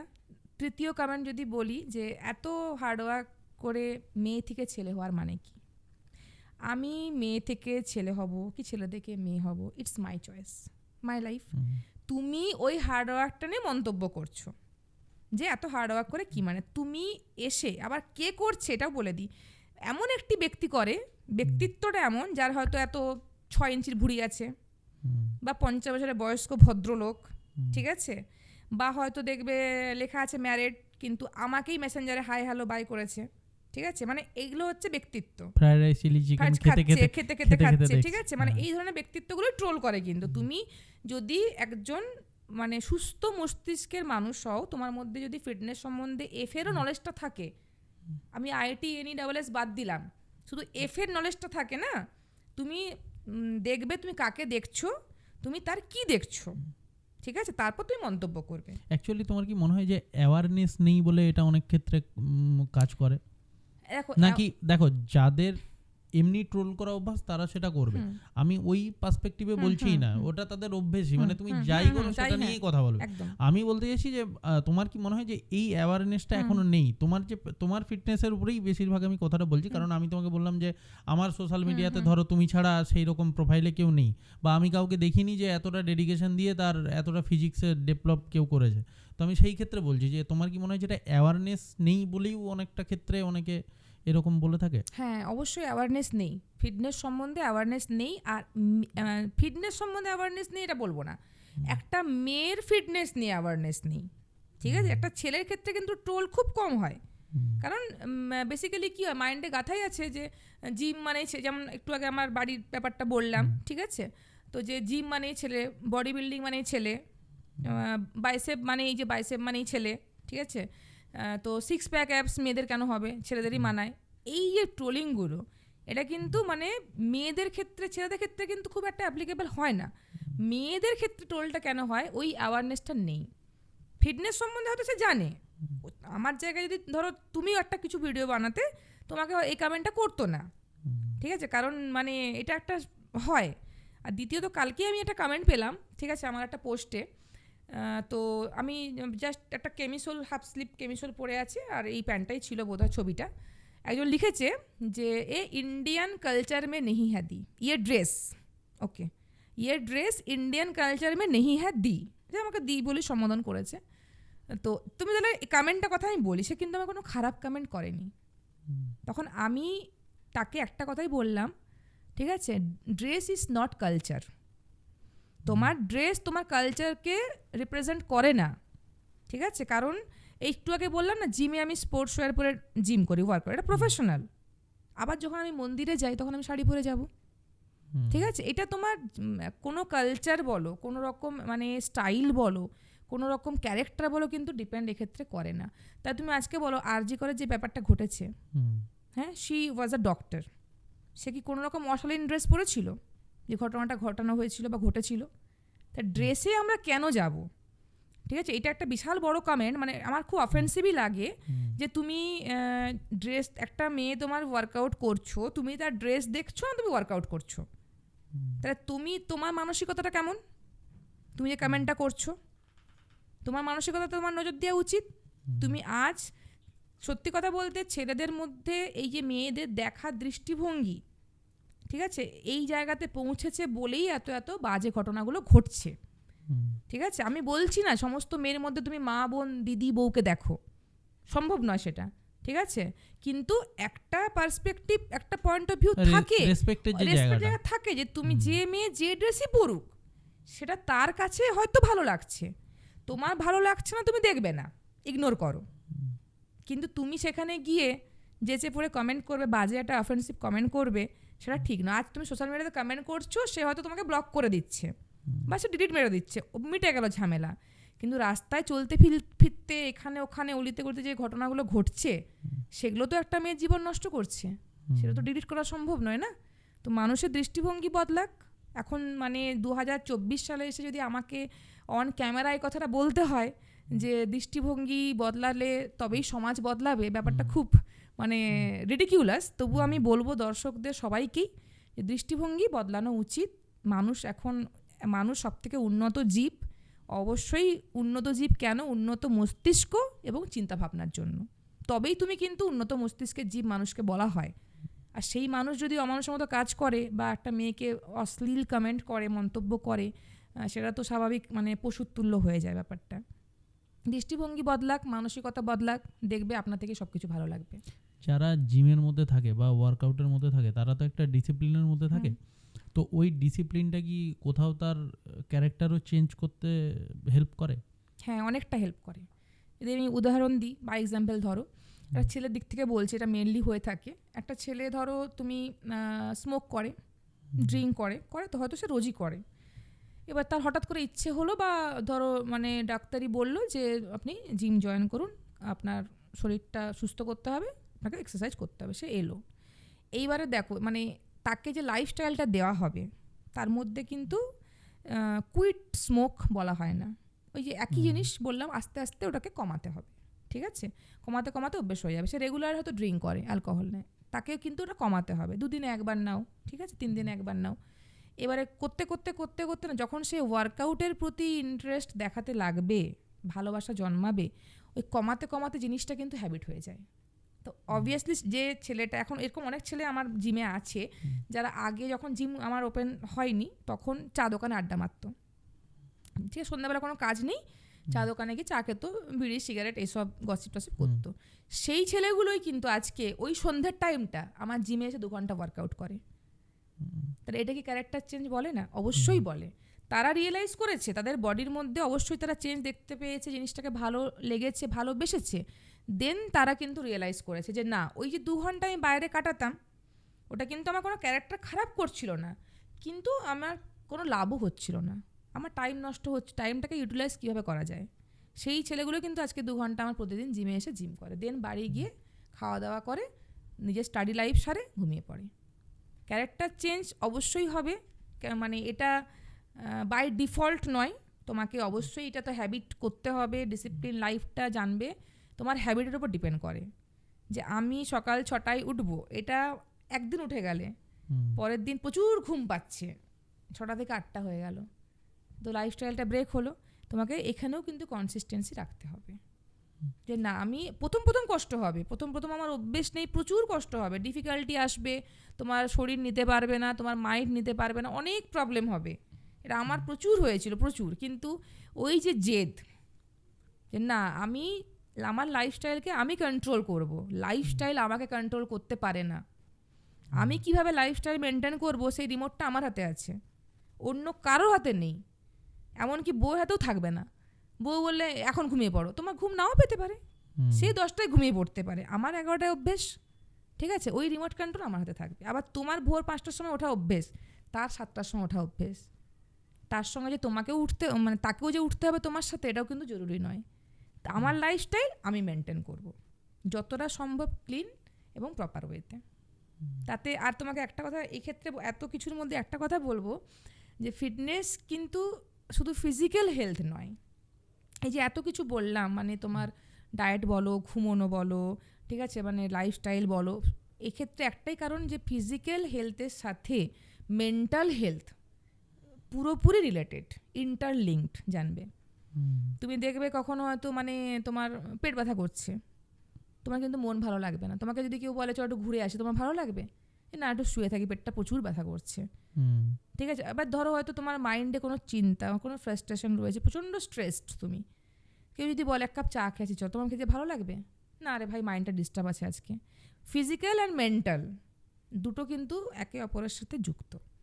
আর ফিটনেস মানে জিম যেটা বলছি আমি, মানে এমনই একটা জায়গা যেখানে তোমার এই দুটো হেলথকে মানে লং লাস্টিং ভালো লাগে, physical health plus mental health. তুমি আমার কথা অনুযায়ী যারা হয়তো করে তারা জানবে, আমার কথা নয় তোমাকেই বলছি, তুমি 1 ঘন্টা আমার জিমে এসে কখনো জিম ওয়ার্কআউট করবে, তুমি তার কিছুদিন পরে বলবে না পায়েলদি হ্যাঁ বেশ ভালো লাগছিলো, কিন্তু 1 ঘন্টা ওয়ার্কআউট শরীরটা একটু হালকা হালকা মনে হলো। এটা তোমার শরীরটা কিন্তু একদিনে কি হালকা হয়? হয় না। তোমার মেন্টাল স্যাটিসফ্যাকশন যে আমি 1 ঘন্টা ওয়ার্কআউট করলাম, হয়তো আমি একটু হালকা হলাম, শরীরের মধ্যে যে একটা ভারী ব্যাপার ছিল ওটা আমার একটু কমলো। অতএব মানে physical health is equal to mental health, দুটোকেই ভালো রাখে। আর লাস্টে যেটা জিজ্ঞেস করবো যে তোমার মেয়ের কি রিয়াকশন, মানে তোমাকে এইভাবে দেখে? মেয়ে হচ্ছে, দেখো আমার মেয়ে হচ্ছে অ্যাকচুয়ালি ও খুব ফ্যাশন ফ্রিক, আমি যেমন ফিটনেস ফ্রিক, ও ফ্যাশন ফ্রিক, ঠিক আছে। আচ্ছা, প্রথমে ও তো কিছু বোঝে না, বুঝতো না প্রথম যখন আমি শুরু করি, এখন অনেকটাই বোঝে। ভালো লাগার জায়গাগুলো বলছি, আমি যখন ধরো জিমে আসতে আমার দেরি আছে, ও জানে আমার জিম টাইমটা 5টা থেকে 5টা 15, আমি ব্যাগটা গুছিয়ে চলে আসি ওকে বাই বলে। হয়তো এমন হলো যে ওর পাপা হয়তো এসছে, মানে আমার হাজব্যান্ড এসছে, হয়তো 6টার দিকে বেরোবো, ও এসে জিজ্ঞেস করে মামা তুমি আজকে জিমে যাবে না? তোমার জন্য যে তোমার মেয়েরা ওয়েট করবে। হ্যাঁ যাবো বাবা, ঠিক আছে। ও কিন্তু মেন্টালিটি চেঞ্জ হচ্ছে, ও কিন্তু হ্যাঁ জিনিসগুলো একদমই, বুঝতে হ্যাঁ পারছে। একদমই জিনিসগুলো বোঝে, ঠিক আছে। দিয়ে হচ্ছে তারপরে এই যে তুমি আজকে যে তোমার সাথে যে ব্যাপারটা আছে, আমার মেয়েকে কালকে বলেছি, বলছে তাহলে মামা চ্যানেলটা কি? ও ইউটিউব খুব দেখে, ইউটিউব লাভার, তোমার তো তাহলে তুমি বাইসেপ দেখাবে? আমি বলছি এখন যদি দেখাতে বলে দেখাবো, ঠিক আছে। বলে তুমি আমাকে চ্যানেলটা বলবে, আমি ওদের সাবস্ক্রাইব করে দেবো, আমি ভিডিওটা সবাইকে দেখাবো, ঠিক আছে। ওই যে রিয়াক্স। তারপরে ধরো মানে ধরো হচ্ছে যে তোমার আমার যে জিমে যে 1 year অ্যানিভার্সারি এটা হলো রিসেন্টলি, ও গিয়েছিল। আচ্ছা, ও বাইসেপস দেখাতে বলেছে, তো আমি চাইবো তুমি একটু দেখাও। ও মানে ওটা দেখিয়ে দিচ্ছি লাস্টে, হ্যাঁ। দিয়ে ওই ধরো আমাদের অ্যানিভার্সারিটা যে হয়েছিল জিমের 1 year, সেখানে ও ছিল, সেখানে মানে একটা র্যাম্প ওয়াকের মতো করেছিলাম। তো তারপরে ও কিছু কারণে বাড়ি চলে গেল, দেখতে পাইনি। তো সেটা ভিডিও, ঠিক আছে। ও গিয়েই আমাকে বলছে মামা ভিডিও বানিয়েছো তোমার বাইসেপের, মানে ও এইটা খুব প্রমিনেন্টলি বোঝে। হয়তো আর মাসালগুলোর নাম হয়তো জানে না, কিন্তু ওকে যদি তুমিও বলো যে বেটা একটু বাইসেপ দেখাও, তো ও কিন্তু এরকম দেখিয়ে দেবে। হয়তো কিছু নেই কিন্তু ও দেখিয়ে দেবে পোজিংটা, মানে ওটাও শিখে গেছে।